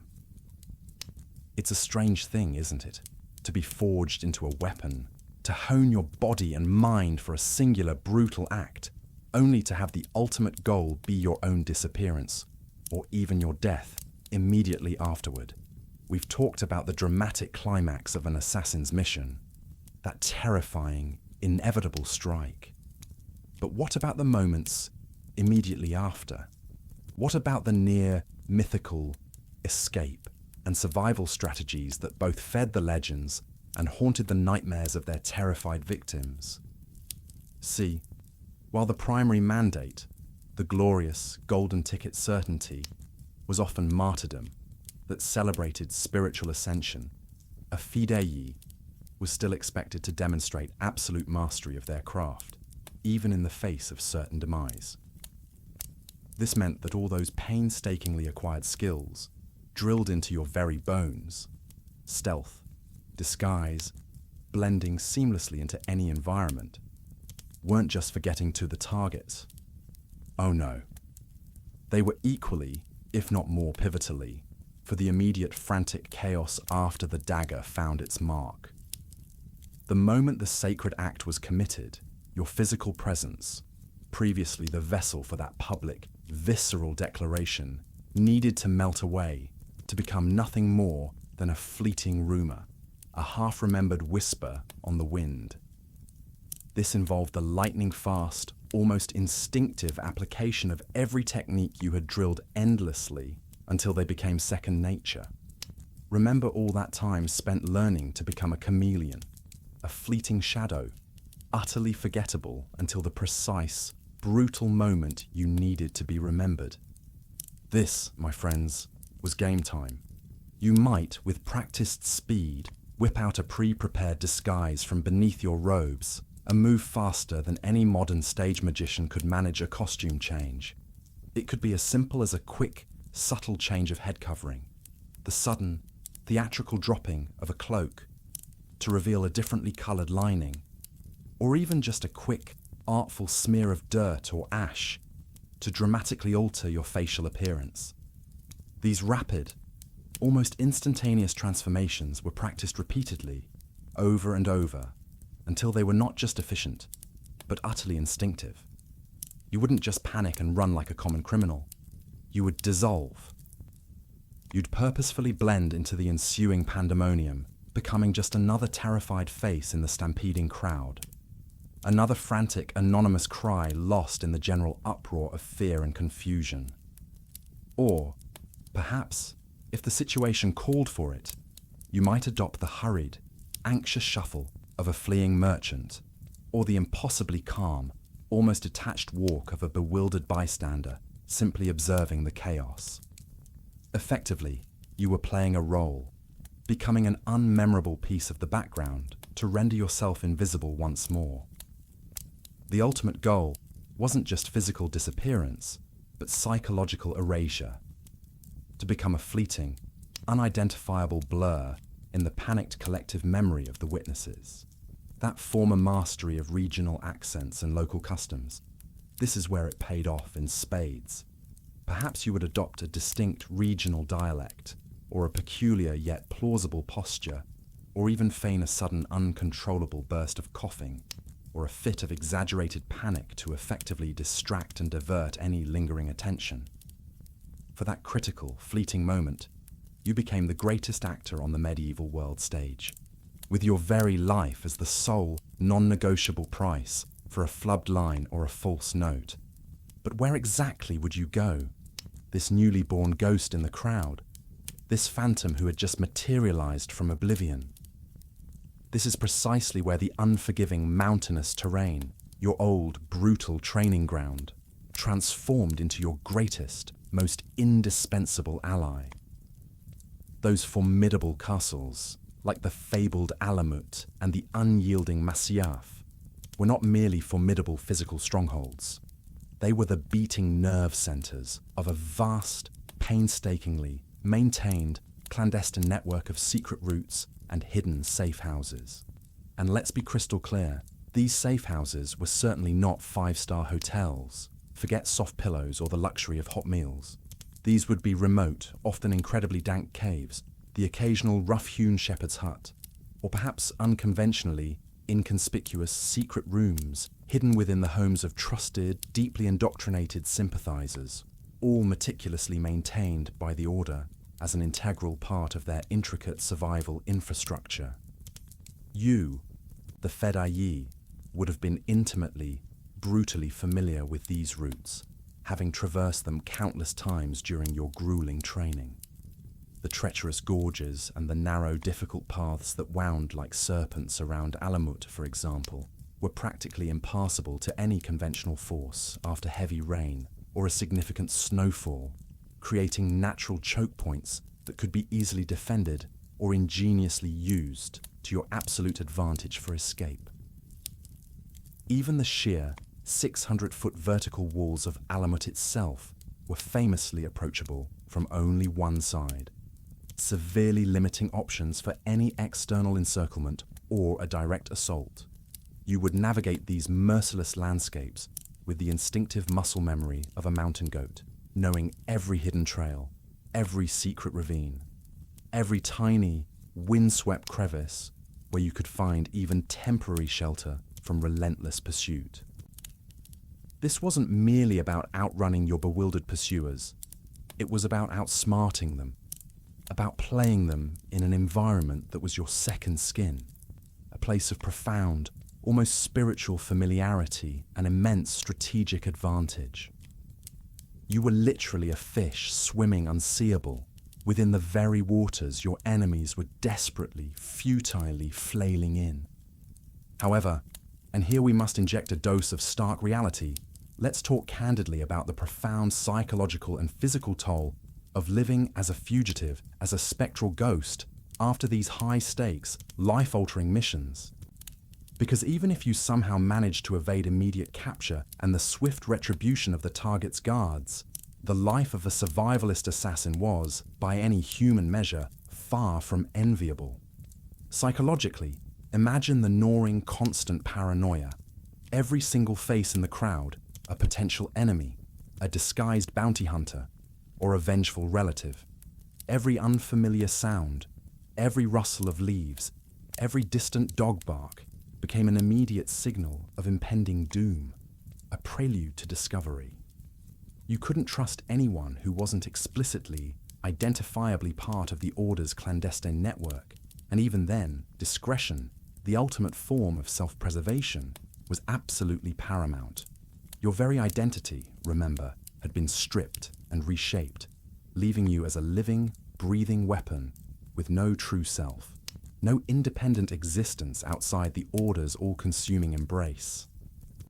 The intense psychological conditioning that once made you utterly fearless in the face of death now meant that prolonged survival might bring a different, more insidious kind of burden. Not the exhilarating shame of mission failure, perhaps, but a nagging, corrosive sense of being unspent, of not having gloriously fulfilled the ultimate promise of ecstatic martyrdom.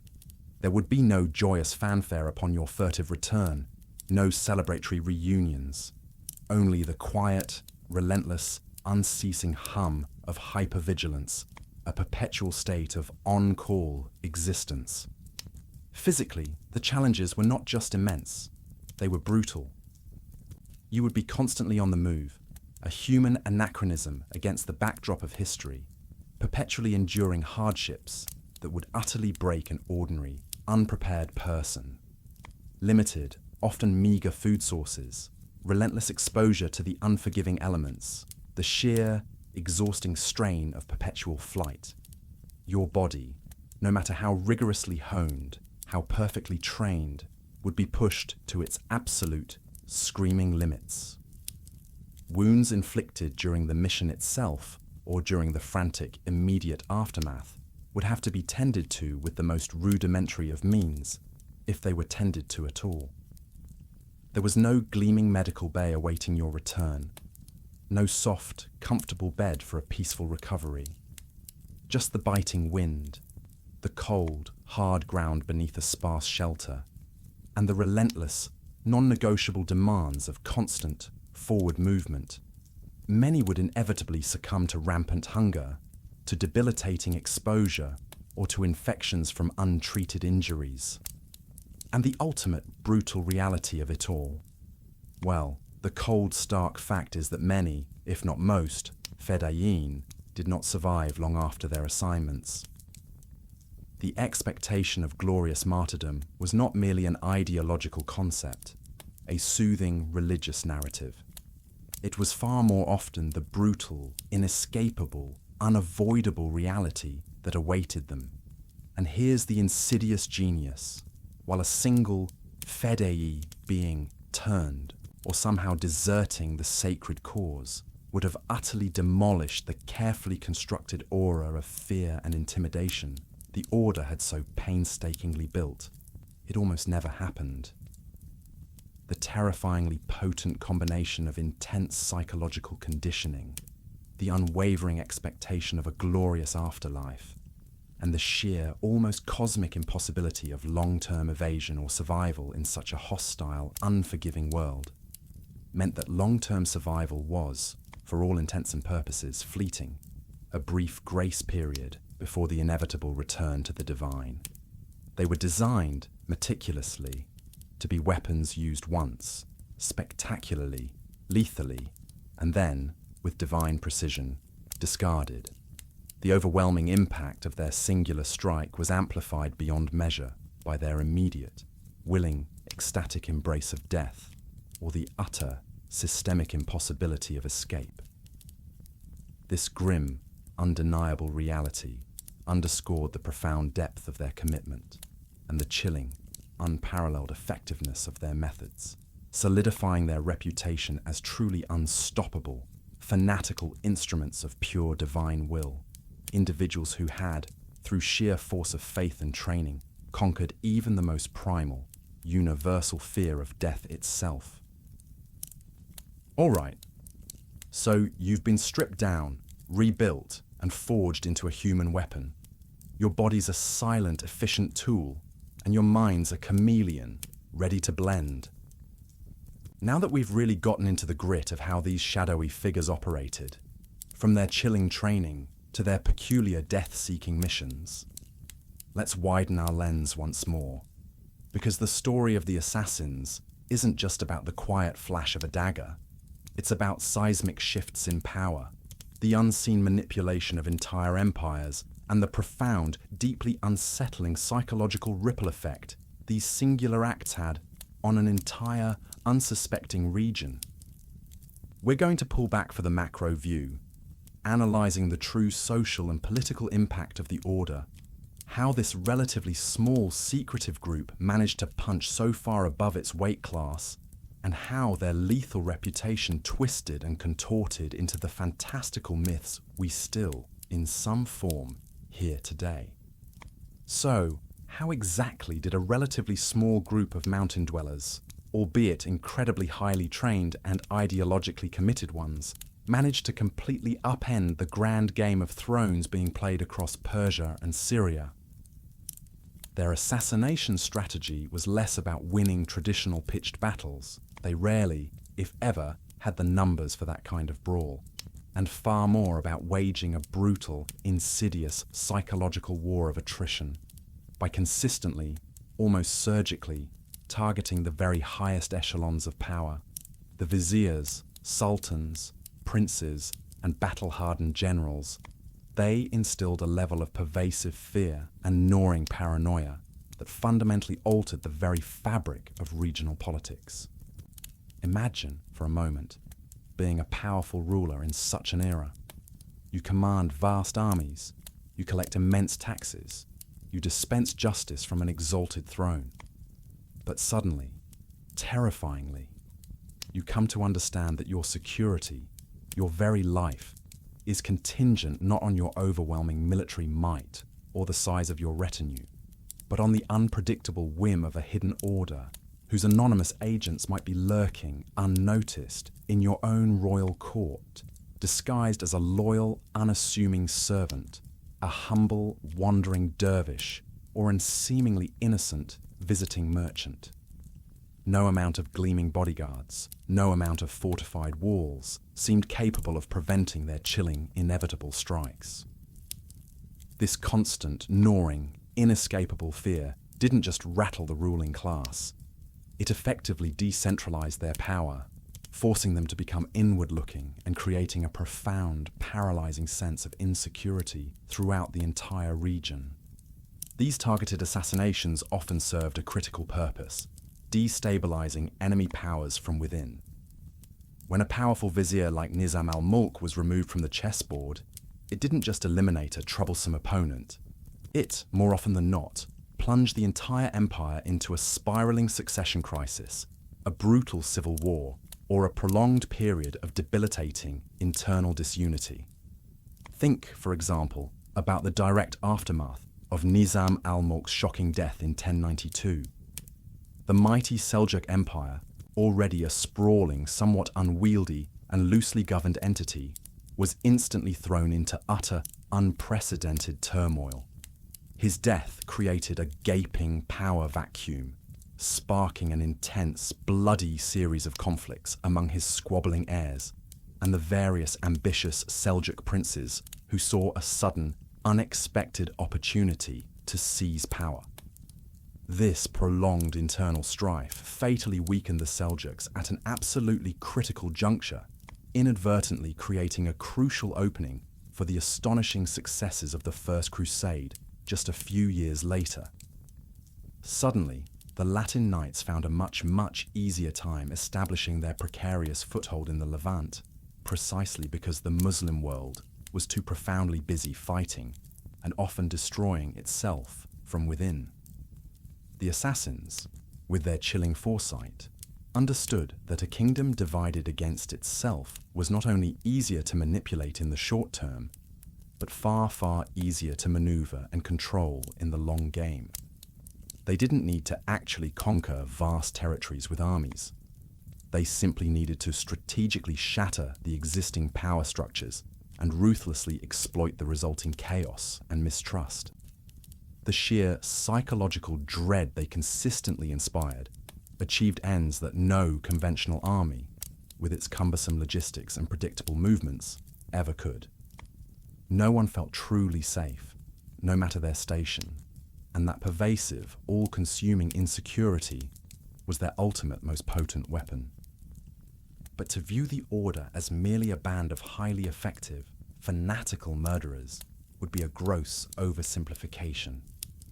They were, in fact, master political operators, playing an incredibly complex, multi-layered long game in a medieval period filled with short-sighted, impulsive rulers. Their strategic objectives extended far beyond mere individual kills. Their ultimate aim was to establish and protect an independent Ismaili state, a haven for their sect, within areas fiercely contested by both powerful Sunni Muslim empires and the relentlessly encroaching Crusader kingdoms.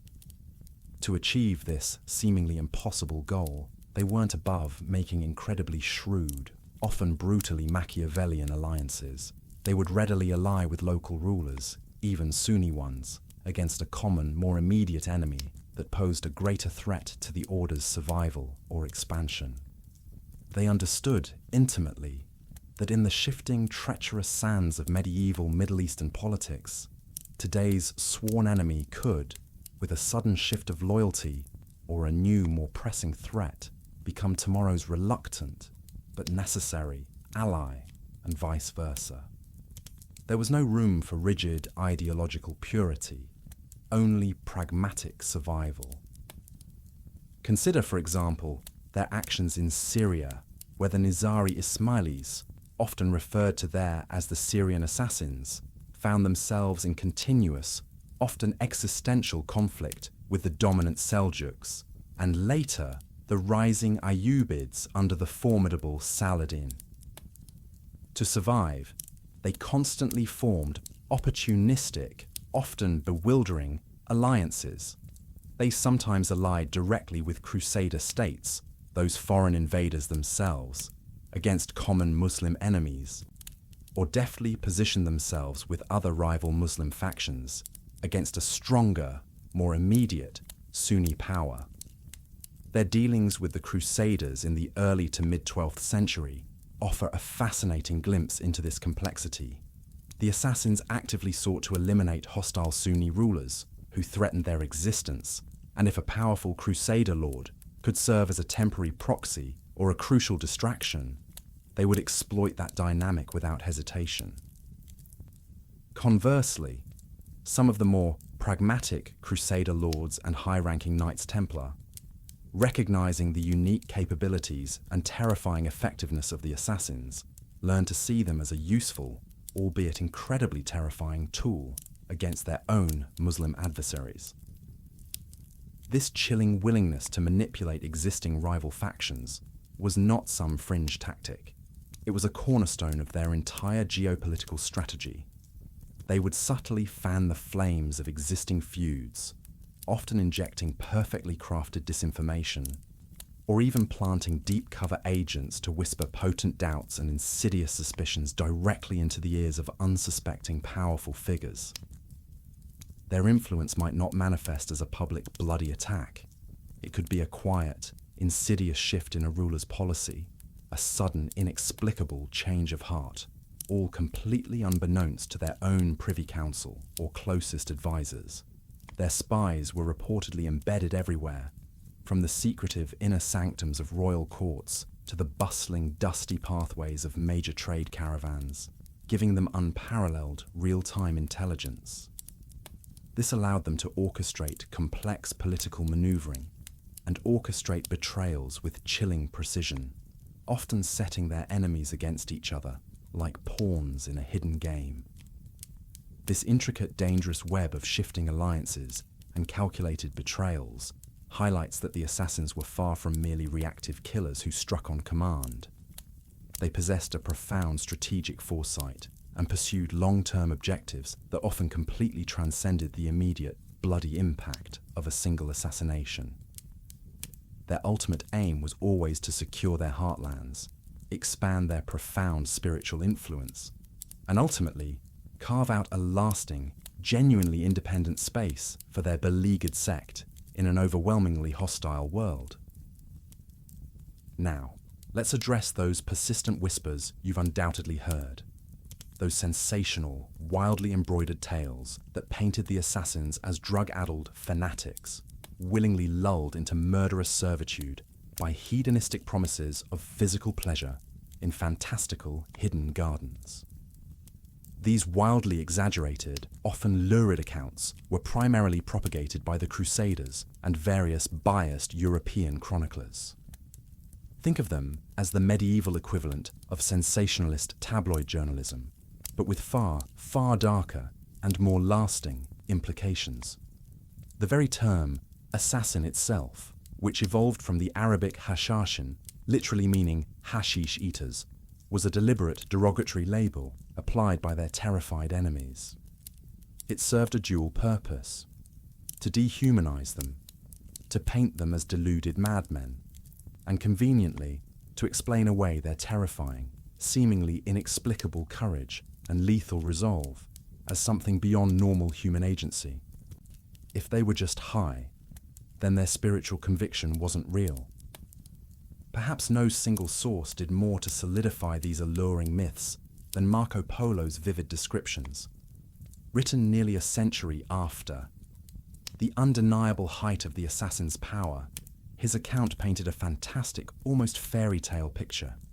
He described a vast, secret garden, concealed within the fortress, allegedly filled with beautiful women, luscious fruits, and endlessly flowing rivers of wine. According to Polo, recruits were supposedly taken there after being secretly drugged with hashish. They would then awaken to this sensory paradise, spend a few days in simulated bliss, and then, after the drugs wore off, be returned quite abruptly to the harsh, real world. There, their masters would tell them they had experienced a literal slice of paradise, and that the only way to permanently return to this glorious realm was through unwavering, unquestioning obedience and, ultimately, martyrdom for the old man of the mountain. It's a compelling narrative, tailor-made for fearful European audiences. However, the cold, hard historical reality, as we've carefully peeled back, contrasts starkly with this embellished narrative. Most contemporary Muslim sources, the very people who lived in the same regions and interacted directly with the assassins, and thus possessed far more accurate first-hand knowledge than any distant European chronicler, make absolutely no mention of such systematic drug use or secret pleasure gardens used for indoctrination. Furthermore, extensive archaeological evidence unearthed at Alamut and other assassin strongholds consistently supports the notion of an austere, scholarly, and heavily fortified mountain stronghold, a place of rigorous study and military discipline, most definitely not a hedonistic resort built for sensory indulgence. The paradise that was promised, that truly motivated them, was spiritual and intellectual, deeply rooted in their complex, esoteric theology. The true and terrifying motivation driving the Fedayeen was a profound, unshakable doctrinal conviction and an absolute, unwavering loyalty to their imam. A spiritual drug far more potent, far more addictive, and infinitely more enduring than any mere hashish could ever hope to be. These elaborate myths served a crucial, very practical purpose for the Europeans who propagated them. They allowed them to conveniently rationalize the extraordinary bravery, the seemingly inexplicable devotion, and the shocking sacrifices of the Fedayeen as something less than genuinely religious conviction. If they were just drug-addled fanatics, then their lethal, terrifying effectiveness could be conveniently dismissed as a delusion rather than acknowledged as a testament to their profound spiritual commitment. It made them less terrifyingly human, and therefore, ironically, perhaps easier to fight, or at the very least, psychologically easier to fear as demented rather than divinely inspired. The relationship between the assassins and both the broader Muslim and Christian factions during the intense Crusades period was incredibly complex, a fascinating, unpredictable dance.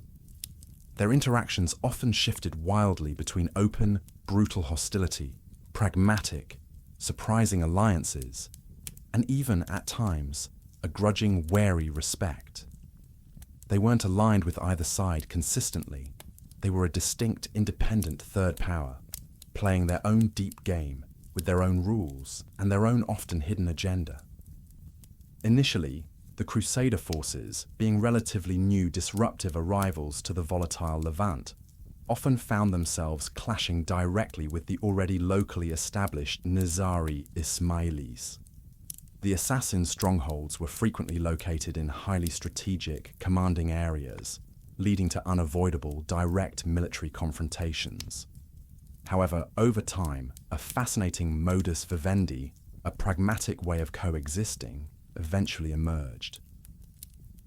The Crusaders, particularly the formidable Knights Templar, learned to respect the assassins' capabilities as formidable fighters and intelligence gatherers. At times, they even formed temporary truces, or more shockingly, outright alliances with them. We touched upon the assassins even paying an annual tribute to the Knights Templar for a period, a truly bizarre form of protection racket that highlights the complex, often non-ideological pragmatism that defined the realpolitik of the era. They even had moments of unexpected shared interests.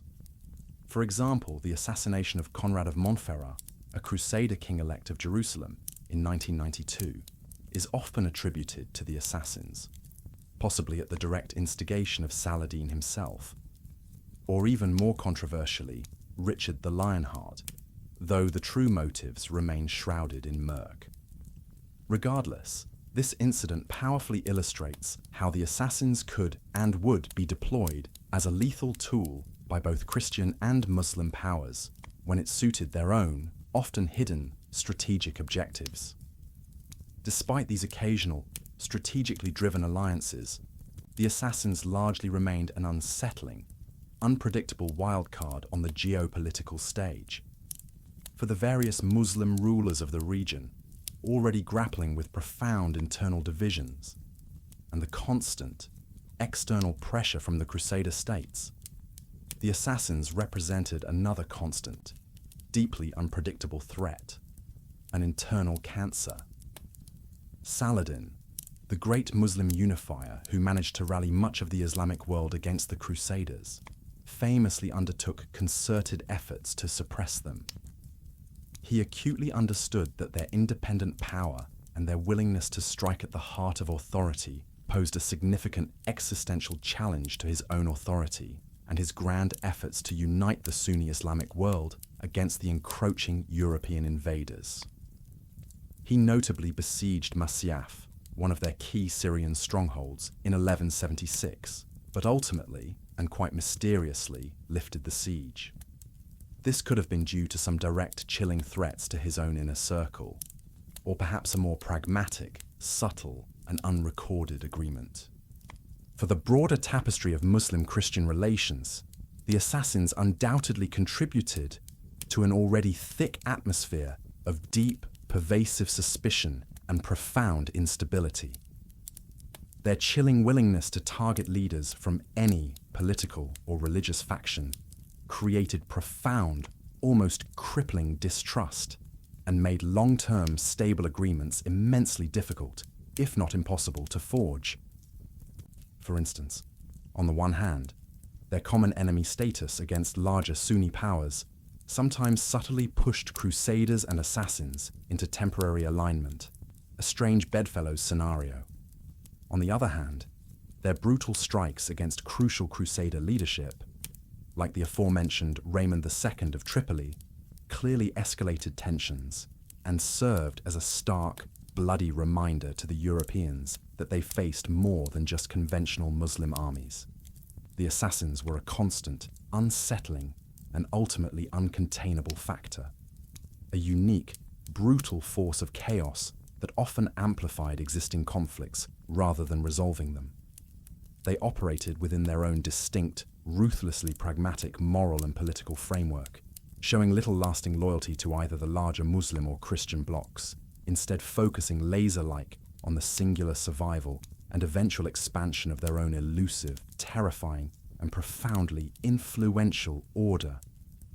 Their legacy, ultimately, is not just about the targets they eliminated, but the pervasive terror they instilled and the way they forced an entire region to live in a state of perpetual existential dread. Having plunged ourselves into the terrifying precision of the assassins' training and stared into the chilling void of their preferred post-mission outcome, let's widen our lens. Because the story of the assassins isn't just about shadowy figures and the flash of a dagger. It's about seismic shifts in power, the unseen manipulation of empires, and the profound psychological ripple effect these singular acts had on an entire region.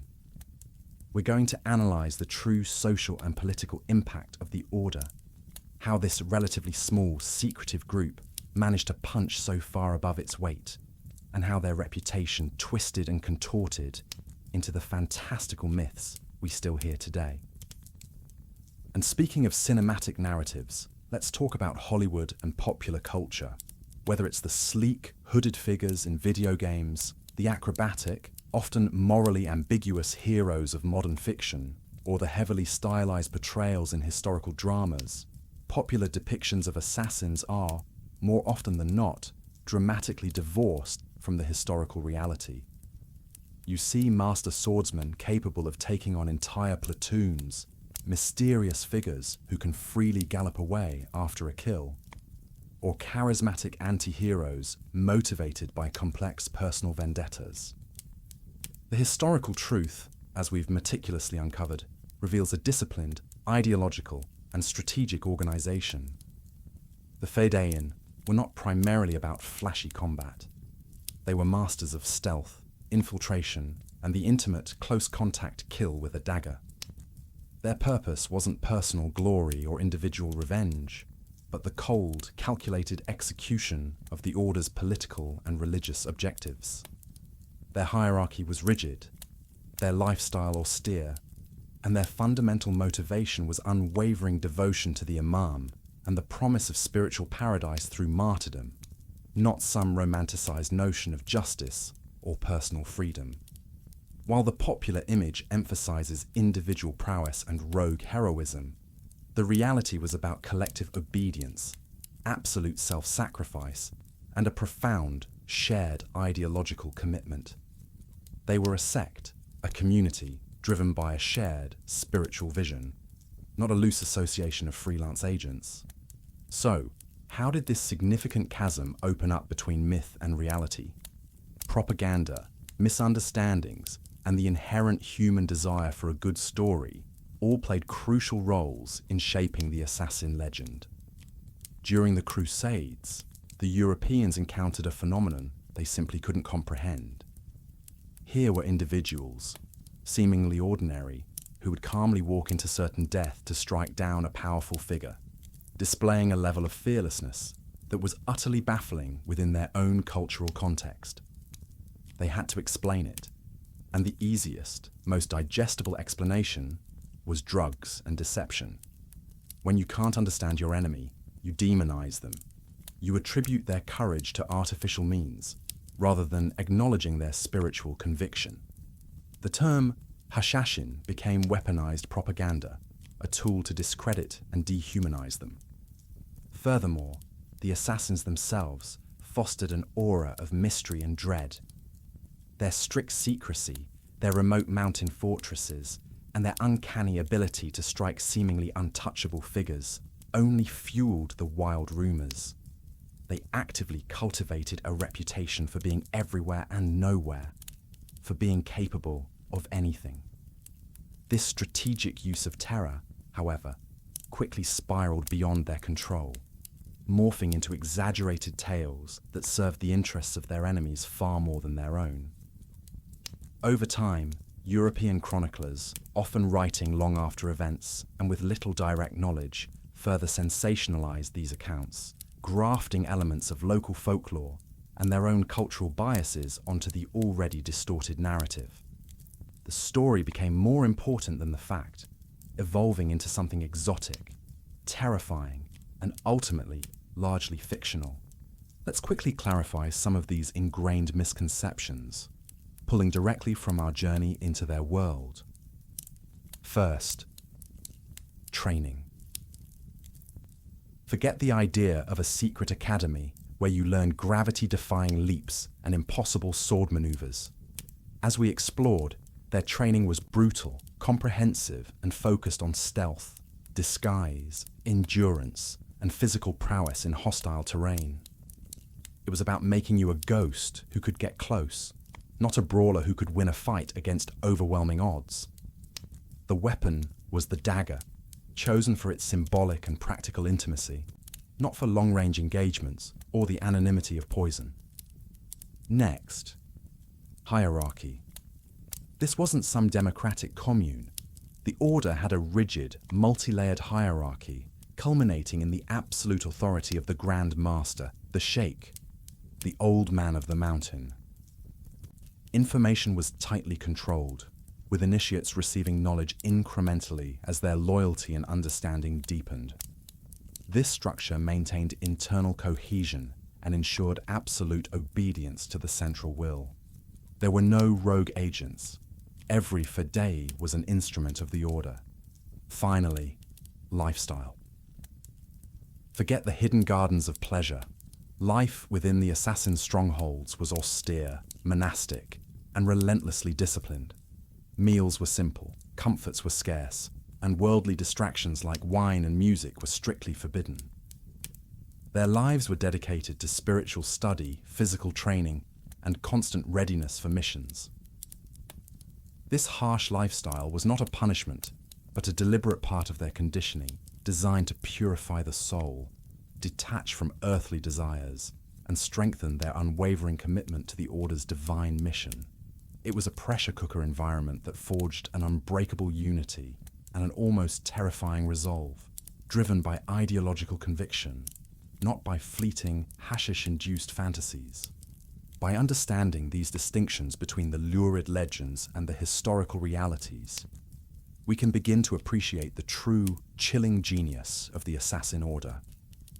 Not as a band of drug-addled killers, but as a sophisticated, ideologically driven force that mastered propaganda and psychological warfare long before the terms even existed, instilling fear not just through the blade, but through the profound, unsettling power of rumor and unwavering spiritual conviction.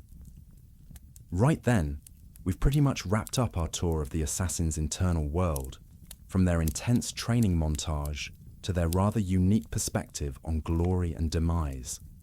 Now, let's widen that focus one last time, because as fascinating as their internal machinations were, their true historical impact comes from how these fiercely independent, profoundly influential figures navigated the medieval Middle East's notoriously dangerous, incredibly competitive political landscape. These were not hermits, despite their mountain fortresses. They were very much players on a crowded, bloody field, constantly interacting with, and often, quite literally, startling, other powerful orders and groups. Imagine the medieval Middle East, not as a flat map, but as a complex, high-stakes, multiplayer chess game. You had the old money, the established Muslim dynasties, the various Seljuk splinter states, the Fatimid Caliphate in Egypt, and later the formidable Ayyubids under Saladin. Then, crashing in from the west, came the unexpected, often brutish, arrival of the Crusader armies, adding yet another layer of chaos. And into this already volatile, simmering pot stepped the Nizari Ismailis, our assassins, carving out their own unique space, relentlessly refusing to be pawns of anyone else. Their relationships with these other big players, the Crusaders, the formidable Knights Templar, and later, the truly terrifying Mongols, were never simple, rarely cordial, always driven by a ruthless, sometimes baffling pragmatism and an absolute, non-negotiable self-preservation.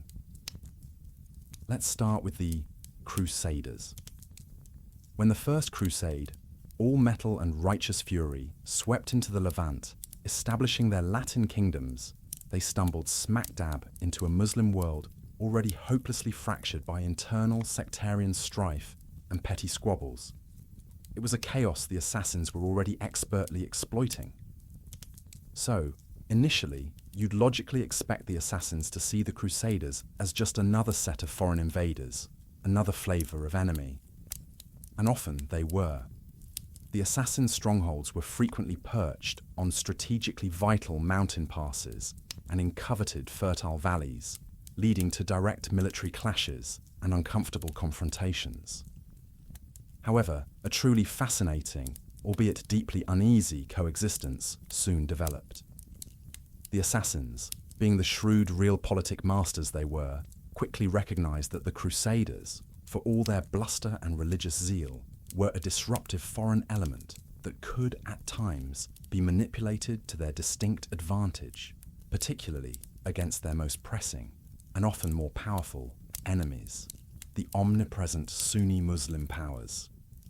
This led to some truly bizarre political bedfellows, the kind of alliances that make modern diplomats scratch their heads. The assassins, famously, even had a period where they paid an annual tribute to the Knights Templar. Yes, you heard that right. One of the most feared Muslim sects, renowned for its fanaticism, essentially paying protection money to a Christian military order sworn to protect the Holy Land. This speaks volumes about the nakedly pragmatic, stripped-down, non-ideological nature of medieval realpolitik. It wasn't about faith. It was about sheer survival and maintaining their hard-won influence. The Templars, for their part, clear-eyed and pragmatic themselves, quickly recognized the assassins' unique capabilities and perhaps their shared interest in consistently weakening some of the larger, more threatening Muslim states, blocking their own expansion. This often led to temporary truces or, as we've already seen, even outright alliances of cold convenience. For example, in 1175, when Saladin, the great Muslim unifier, began to besiege the assassin stronghold of Masyaf, the Crusaders and the Templars actually considered sending aid, coolly recognizing a common threat to their own interests. Because if the mighty Saladin could crush the assassins, who was next? Then there were the Mongols. The mid-13th century arrival of the Mongol hordes wasn't just another player joining the game.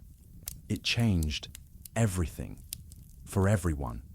It was like suddenly introducing a nuclear bomb to a chessboard. The Mongols were a force of nature, utterly indifferent to religious dogma, local feuds, or grand political narratives. They simply sought conquest, submission, and tribute. For the assassins, who had perfected the art of asymmetrical warfare against large, established, but ultimately traditional bureaucratic powers, the Mongols represented a completely, terrifyingly different kind of existential threat. The assassins, known for their psychological terror tactics, initially tried to intimidate the Mongols with their usual chilling methods. They probably sent some fidiyin to deliver a message to a Mongol commander. But the Mongols were, to put it mildly, simply unintimidatable. Their response was direct, brutal, and absolutely uncompromising. Utter systemic annihilation. They systematically dismantled the entire assassin network, besieging and destroying their vaunted mountain strongholds, including the seemingly impregnable Alamut in 1256. The Mongols famously offered no quarter. They recognized no strategic value in the assassins' unique blend of terror and covert operations. Their method of total, overwhelming, untargeted force was the brutal antithesis of the assassin's surgical precision, and ultimately, it proved to be the absolute undoing of the Order's independent state. You can't assassinate a Mongol horde. You can't sow discord among a group whose only desire is to burn everything down. Beyond these big-picture interactions, the assassin's day-to-day existence was a constant tightrope walk, navigating a complex web of rivalries, expertly orchestrating political intrigues, and forging temporary, often bewildering, alliances with a skill that frankly rivaled any great monarch's court. Their long-term objective, the North Star of their entire existence, was always the establishment and security of their independent Nizari Ismaili state. Everything else, every action, every death, was secondary to this singular, overriding goal. Their primary rivals were almost universally the dominant Sunni Muslim powers, particularly the Seljuks in earlier centuries, and then the Ayyubids under Saladin. These were the groups that viewed the Nizari Ismailis as dangerous heretics and a direct, fundamental challenge to their own authority and the unity of Islam. So, a significant, often invisible portion of the assassins' political maneuvering revolved around weakening these much larger empires from the inside out. They would expertly exploit internal divisions within these rival courts, perhaps subtly backing one pretender to a throne over another, or skillfully fueling existing feuds between generals, viziers, and even family members. Their legendary intelligence network gave them an unparalleled advantage in this high-stakes game of intrigue. They often knew the deepest, darkest secrets, the petty jealousies, and the critical vulnerabilities of their enemies' inner circles far better than the rulers themselves. This chillingly superior intelligence allowed them to act as a silent, unseen hand, guiding events from the shadows, disrupting from afar. These temporary alliances, therefore, were not just a survival mechanism. They were a powerful strategic lever, pulled with ruthless calculation. The Crusaders, for instance, were sometimes seen as a useful, temporary pressure valve on Sunni Muslim states, distracting them or forcing them to divide their precious military resources. Conversely, various Muslim rulers, particularly those who felt acutely threatened by the inexorable, growing power of the Seljuks or Saladin, might tacitly allow assassin activity within their territories, or even actively secretly seek their aid in eliminating a mutual enemy they couldn't touch through conventional means. These alliances were always transactional and rarely, if ever, built on trust or shared values. Both sides understood they were dealing with a ruthless, unpredictable power that respected only its own objectives. An intriguing example is the assassins, at times, offering protection to certain vulnerable Christian communities. This might have been a subtle protection racket, but it also served to gain crucial intelligence or secure safe passage routes, demonstrating their incredible flexibility and willingness to engage with diverse groups if it served their overarching strategic interests. Their pragmatism knew no bounds. To truly grasp the assassins' unique, peculiar place in this tumultuous period, it's essential to contrast them with the other prominent religious and military orders of the time. Think of the Knights Templar or the Knights Hospitaller, the Christian military orders. They were overt, centralized military organizations. They built massive, imposing castles, fielded conventional armies of heavily armored knights, and fought predictable, pitched battles on open fields.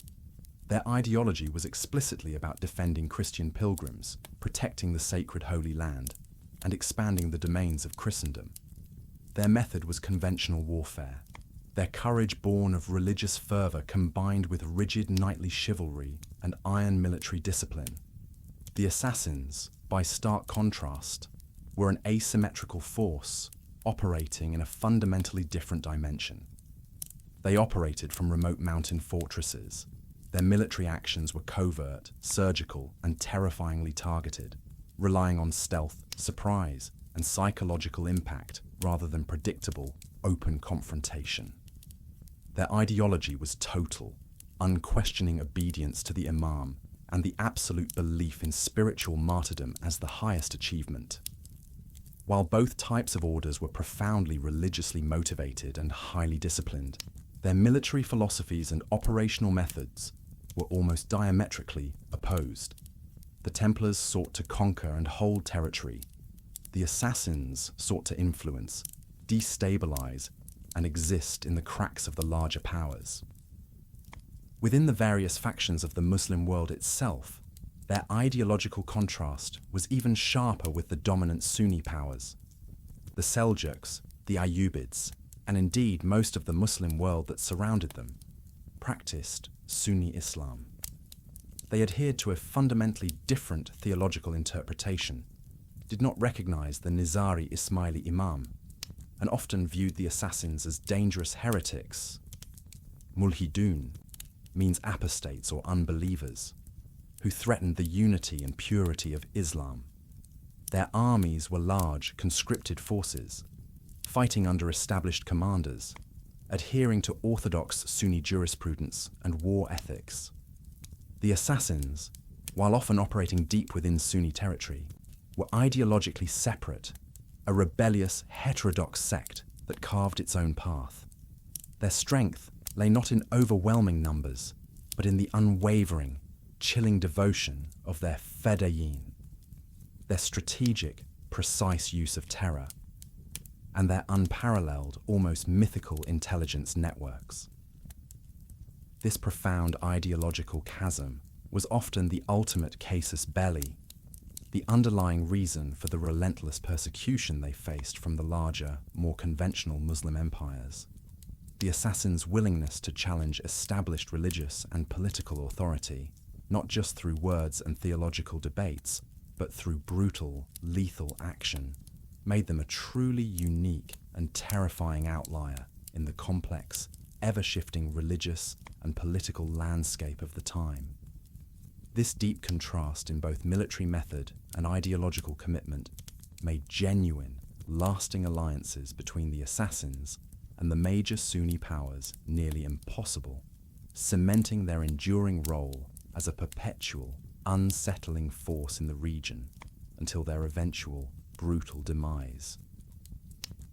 All right, we've walked through the chilling reality of the assassin order, from their recruitment funnel to their surprisingly complex role on the medieval chessboard.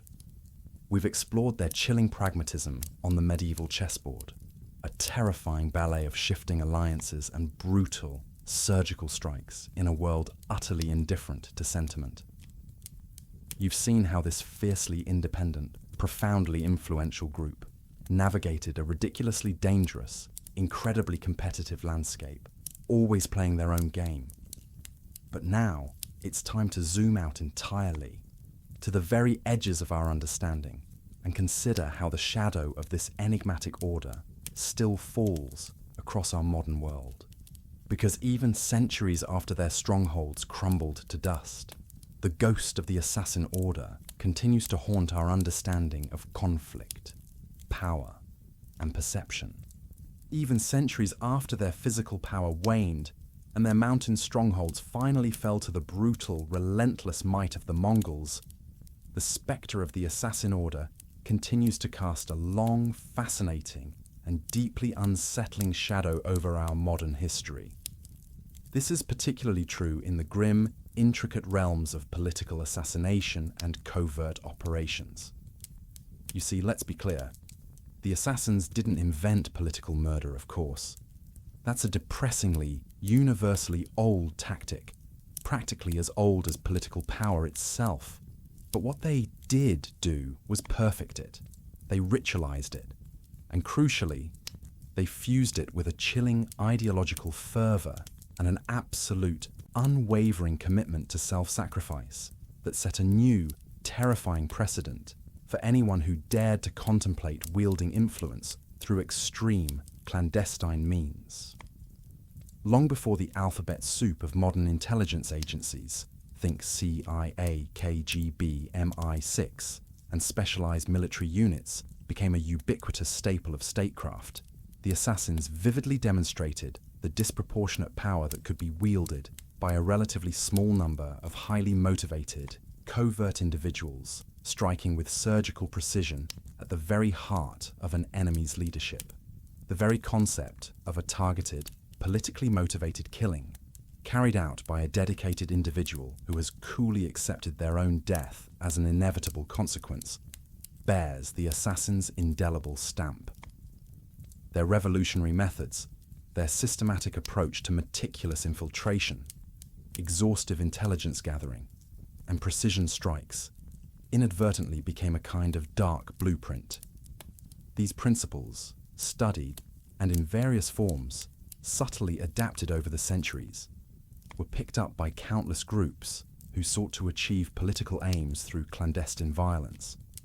And while modern operations are, of course, secular and technologically light years ahead, the underlying strategic principles remain eerily similar. The relentless focus on high-value targets, the profound psychological impact of terror, and the deployment of a dedicated, highly trained cadre of operatives.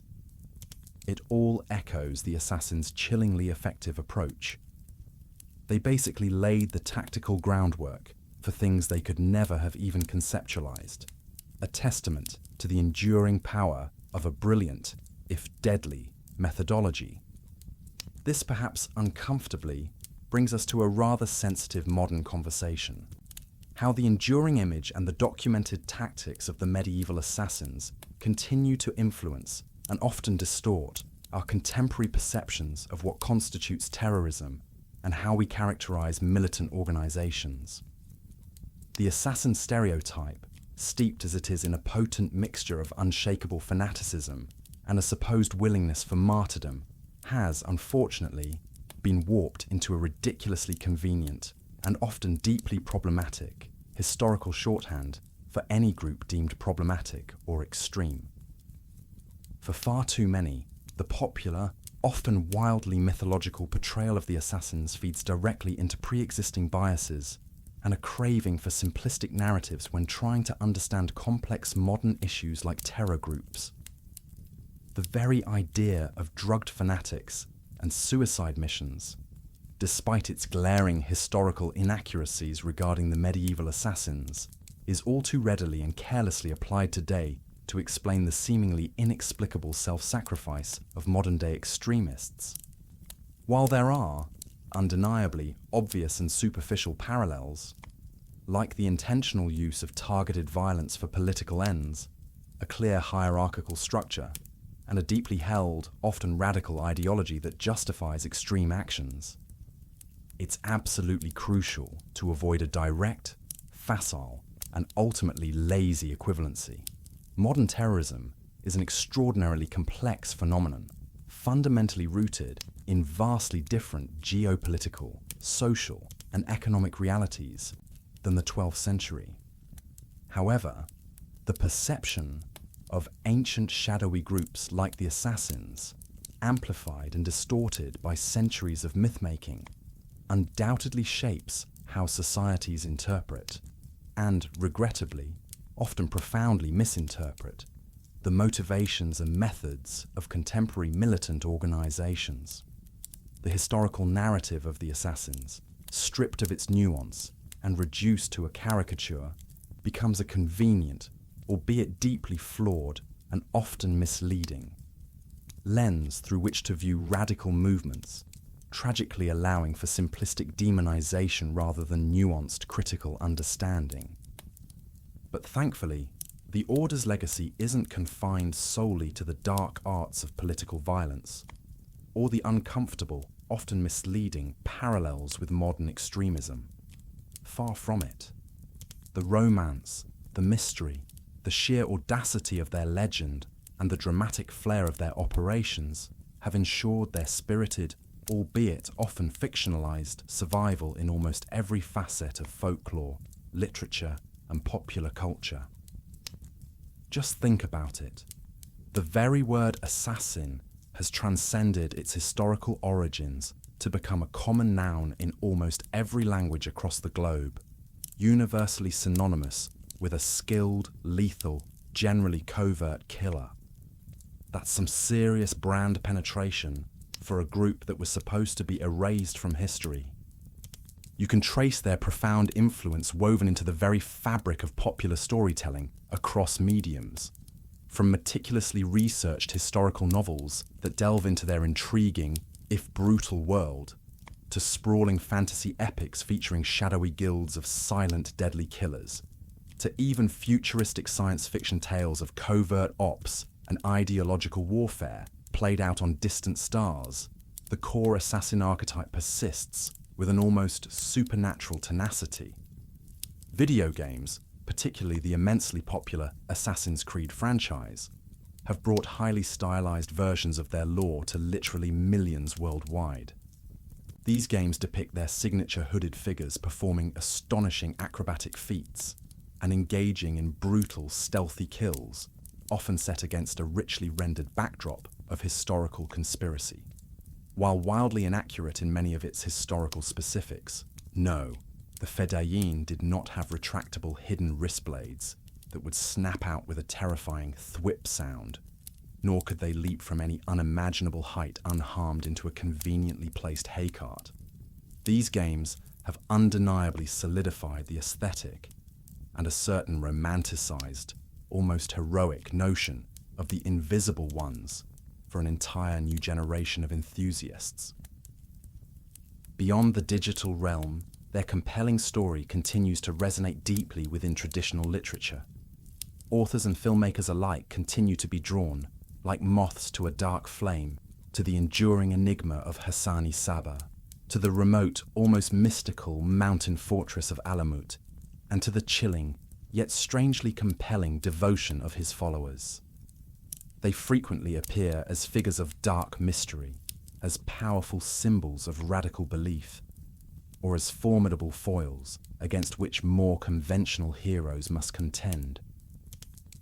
The Persian poet Omar Khayyam, for instance, a philosophical contemporary of Hassan-i Sabbah, though no true Ismaili himself, found his life often interwoven with that of the Nizari leader, inadvertently contributing to their early literary mystique. Later, figures like Vladimir Bartol, in his highly influential 1938 novel, Alamut, further explored the psychological manipulation and the myths surrounding it, attributed to the assassins, drawing heavily on the very myths we've just so carefully debunked. Even today, the phrase, "Old Man of the Mountain," still carries a potent resonance, a subtle linguistic nod to the shadowy, absolute leader who commanded such absolute, unquestioning fealty. So what does all of this tell us, ultimately? It tells us, profoundly, that the Order of Assassins, despite its brutal definitive end at the hands of the Mongol war machine, never truly disappeared from the human consciousness. Its terrifying image mutated, evolved, and was continually repurposed, becoming a powerful, enduring metaphor for hidden power, for unyielding, fanatical devotion, and for the terrifying, almost supernatural effectiveness of a few utterly committed individuals. But, and this is the core takeaway, as we've learned tonight, it's absolutely crucial to distinguish, always, between the sensationalized myth and the complex, chilling, often deeply uncomfortable historical reality. The true legacy of the assassins lies not just in the sheer terror they inspired, nor in the high-profile figures they eliminated, but in the enduring fascination with how a belief system, rigorously and ruthlessly applied, can transform human beings into instruments of extraordinary and terrifying will. Their story serves as both a dark, sobering cautionary tale about the dangers of unchecked ideological fervor and a powerful, if unsettling, testament to the enduring human capacity for profound conviction, insidious manipulation, and ultimately a radical, often unsettling, transformation.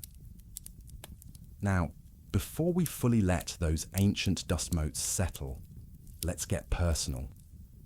You've heard us talk about the rigorous training, the absolute obedience, the commitment to glorious martyrdom. We've even peeled back the layers of the elusive paradise myth. All of that paints a chilling picture of collective strength and unwavering, fanatical loyalty.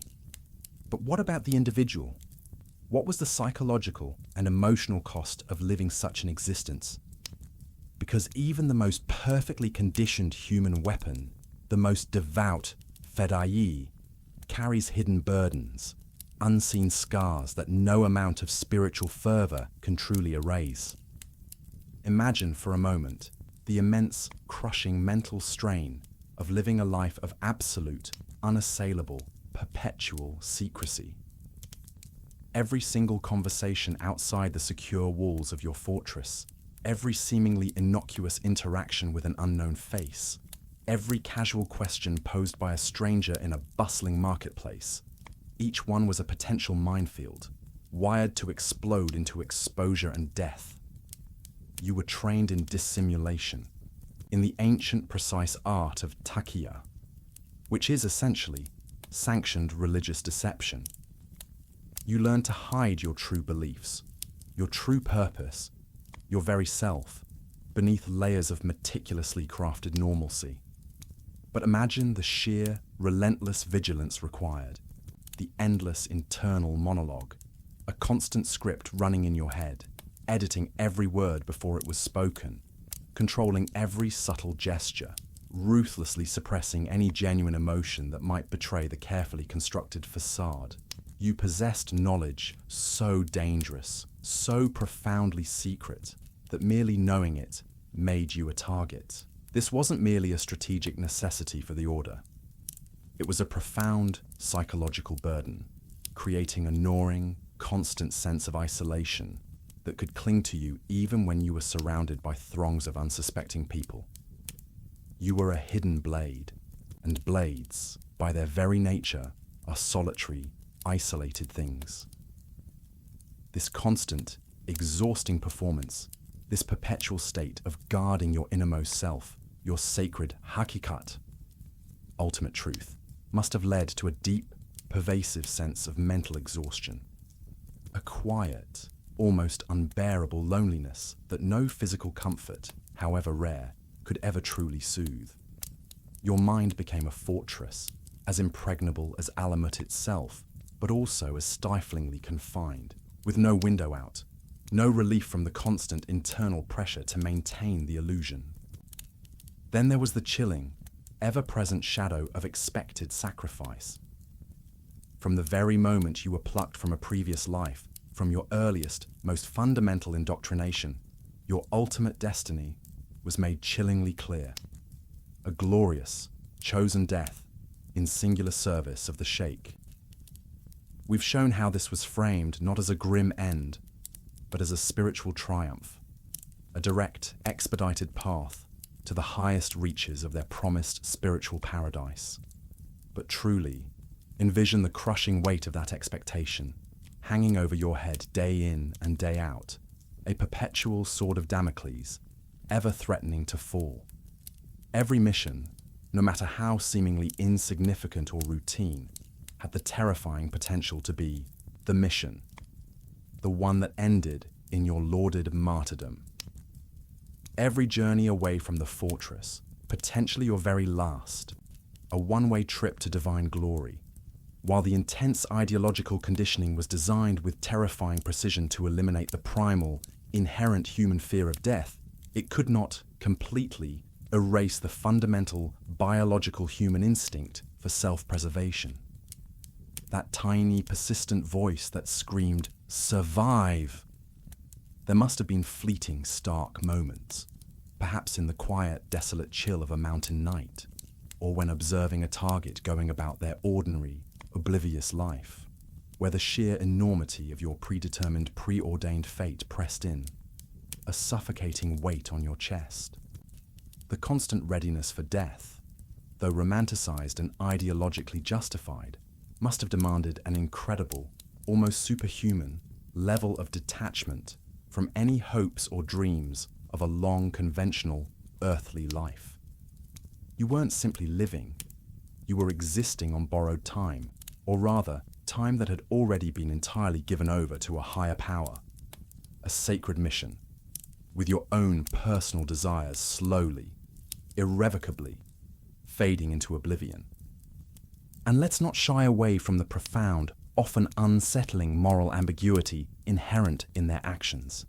While the assassins deeply and truly believed their cause was divinely sanctioned, and their assassinations sacred rituals rather than mere acts of murder, the act of taking a human life, even a deemed enemy, carries an undeniable, primal psychological weight. Even if you were told it was for God, for the Imam, for the purity of the faith, the reality of a life exiting your hands, of a dagger finding its mark, must have left some echo. For those less senior, perhaps not fully privy to the deepest, most esoteric philosophical justifications of their violence, the inherent dissonance between their devout religious upbringing and the lethal, bloody reality of their daily duties must have been, at times, considerable. To reconcile a life of prayer and spiritual study with one of calculated, intimate killing, that's a tightrope walk for any mind. Loyalty conflicts, though rigorously suppressed and incredibly rare due to the sheer intensity of the conditioning, would have been absolutely devastating, soul-crushing, if they somehow managed to emerge.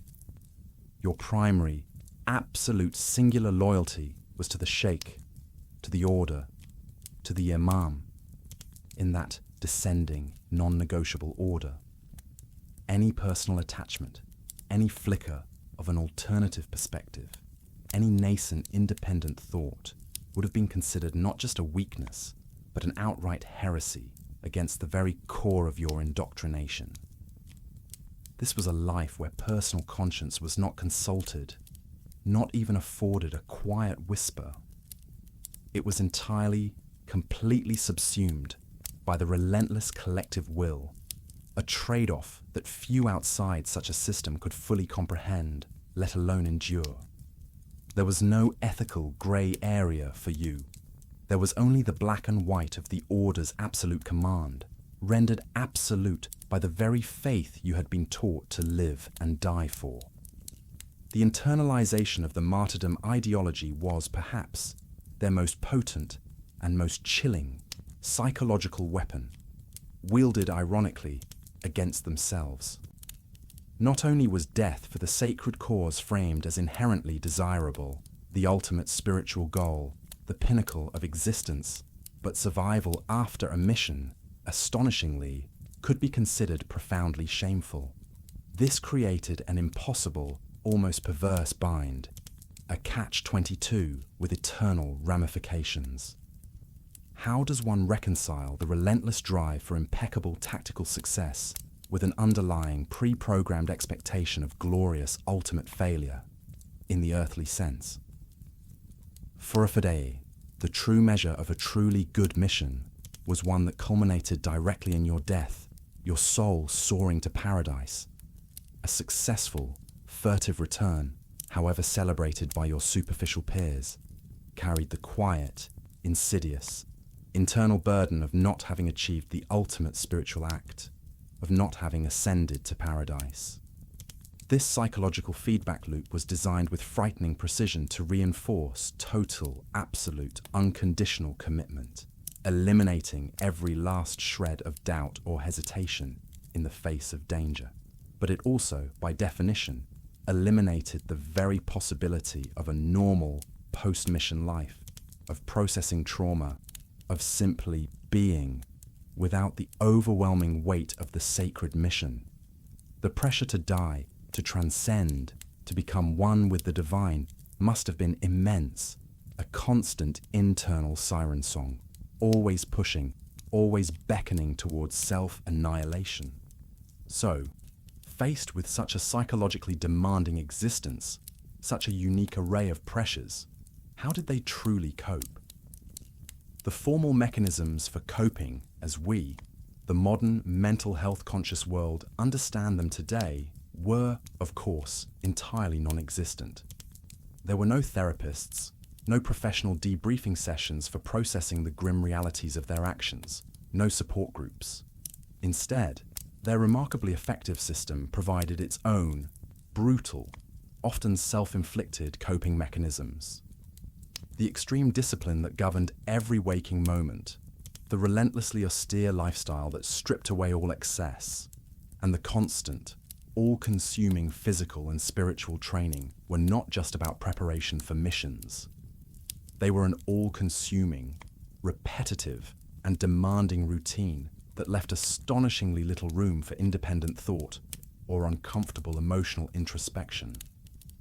The constant religious instruction, the unwavering, almost hypnotizing focus on the esoteric inner knowledge, provided a robust, immutable framework for understanding their actions as righteous, as divinely sanctioned, effectively muting or repurposing any potential moral qualms or personal doubts. The collective identity became paramount, effectively subsuming the individual.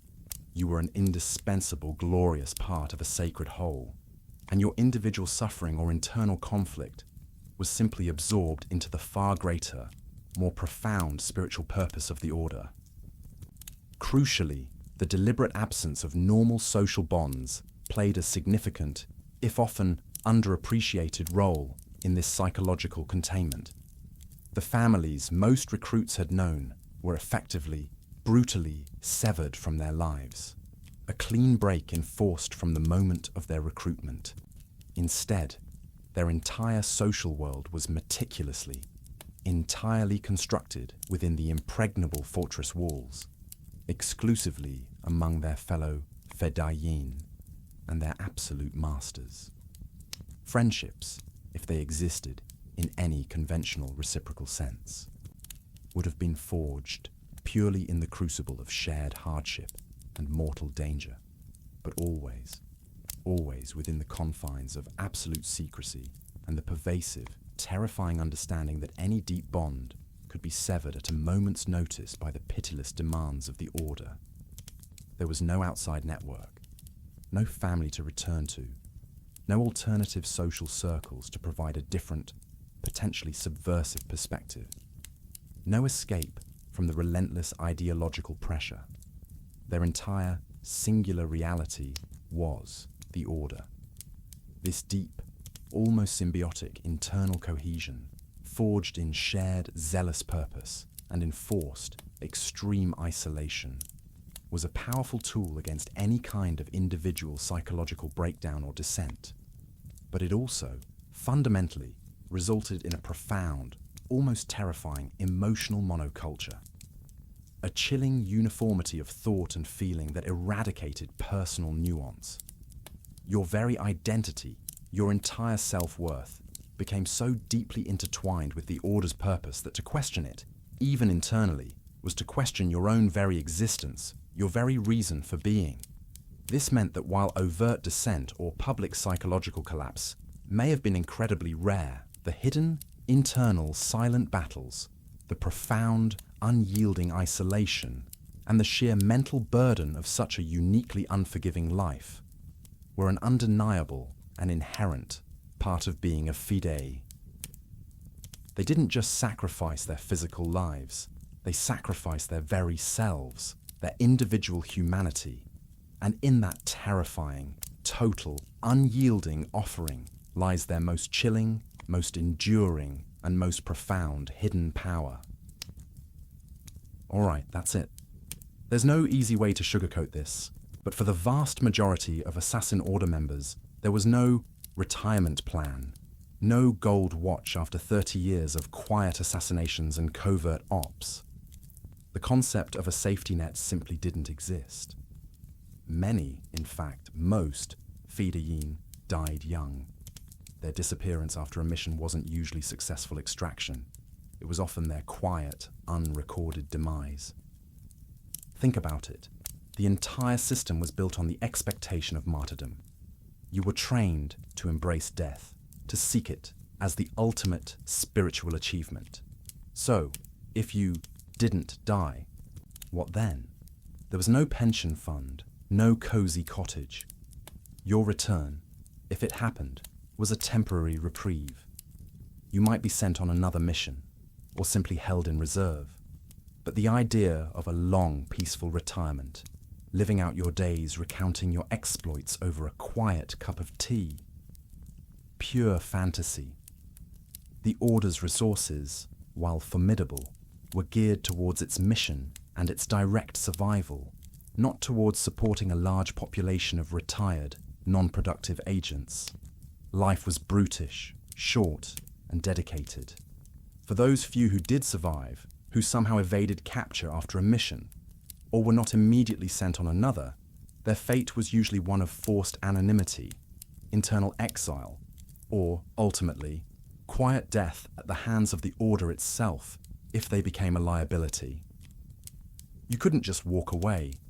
The secrets you held, the indoctrination you'd undergone, made you a perpetual asset or a perpetual risk. If you were too well known, too compromised, or if your continued existence threatened the Order's secrecy, you might simply vanish, perhaps into the dark depths of Alamut or into the silent earth.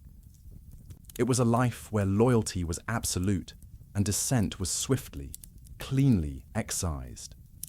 You were effectively a human black box, designed to be destroyed if compromised before data could leak. This brings us to a profound, almost chilling aspect of the Fedayeen's existence, the absence of a personal legacy, by design. Think of figures throughout history who left behind monuments, memoirs, children, a name etched in stone. For the Fedayeen, your success was the Order's success. Your personal identity was subsumed into the collective. Your glorious death, if achieved, was a testament to the Sheikh, not to you as an individual. You were a perfectly crafted tool, used once, or perhaps a few times, and then discarded. History, the history outside the Order's internal records, would likely never know your name. Your family was severed, your past erased.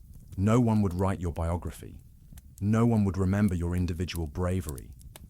You were a footnote in the terror you inspired, a silent actor in the Sheikh's grand, brutal play. Your legacy was the message delivered by the dagger, not the hand that wielded it. This finality, this ultimate erasure, is perhaps the most sobering understanding of what it truly meant to be an assassin. Their dedication was so complete, their faith so absolute, that they willingly surrendered the very notion of individual remembrance for the greater, mystical glory of the Order.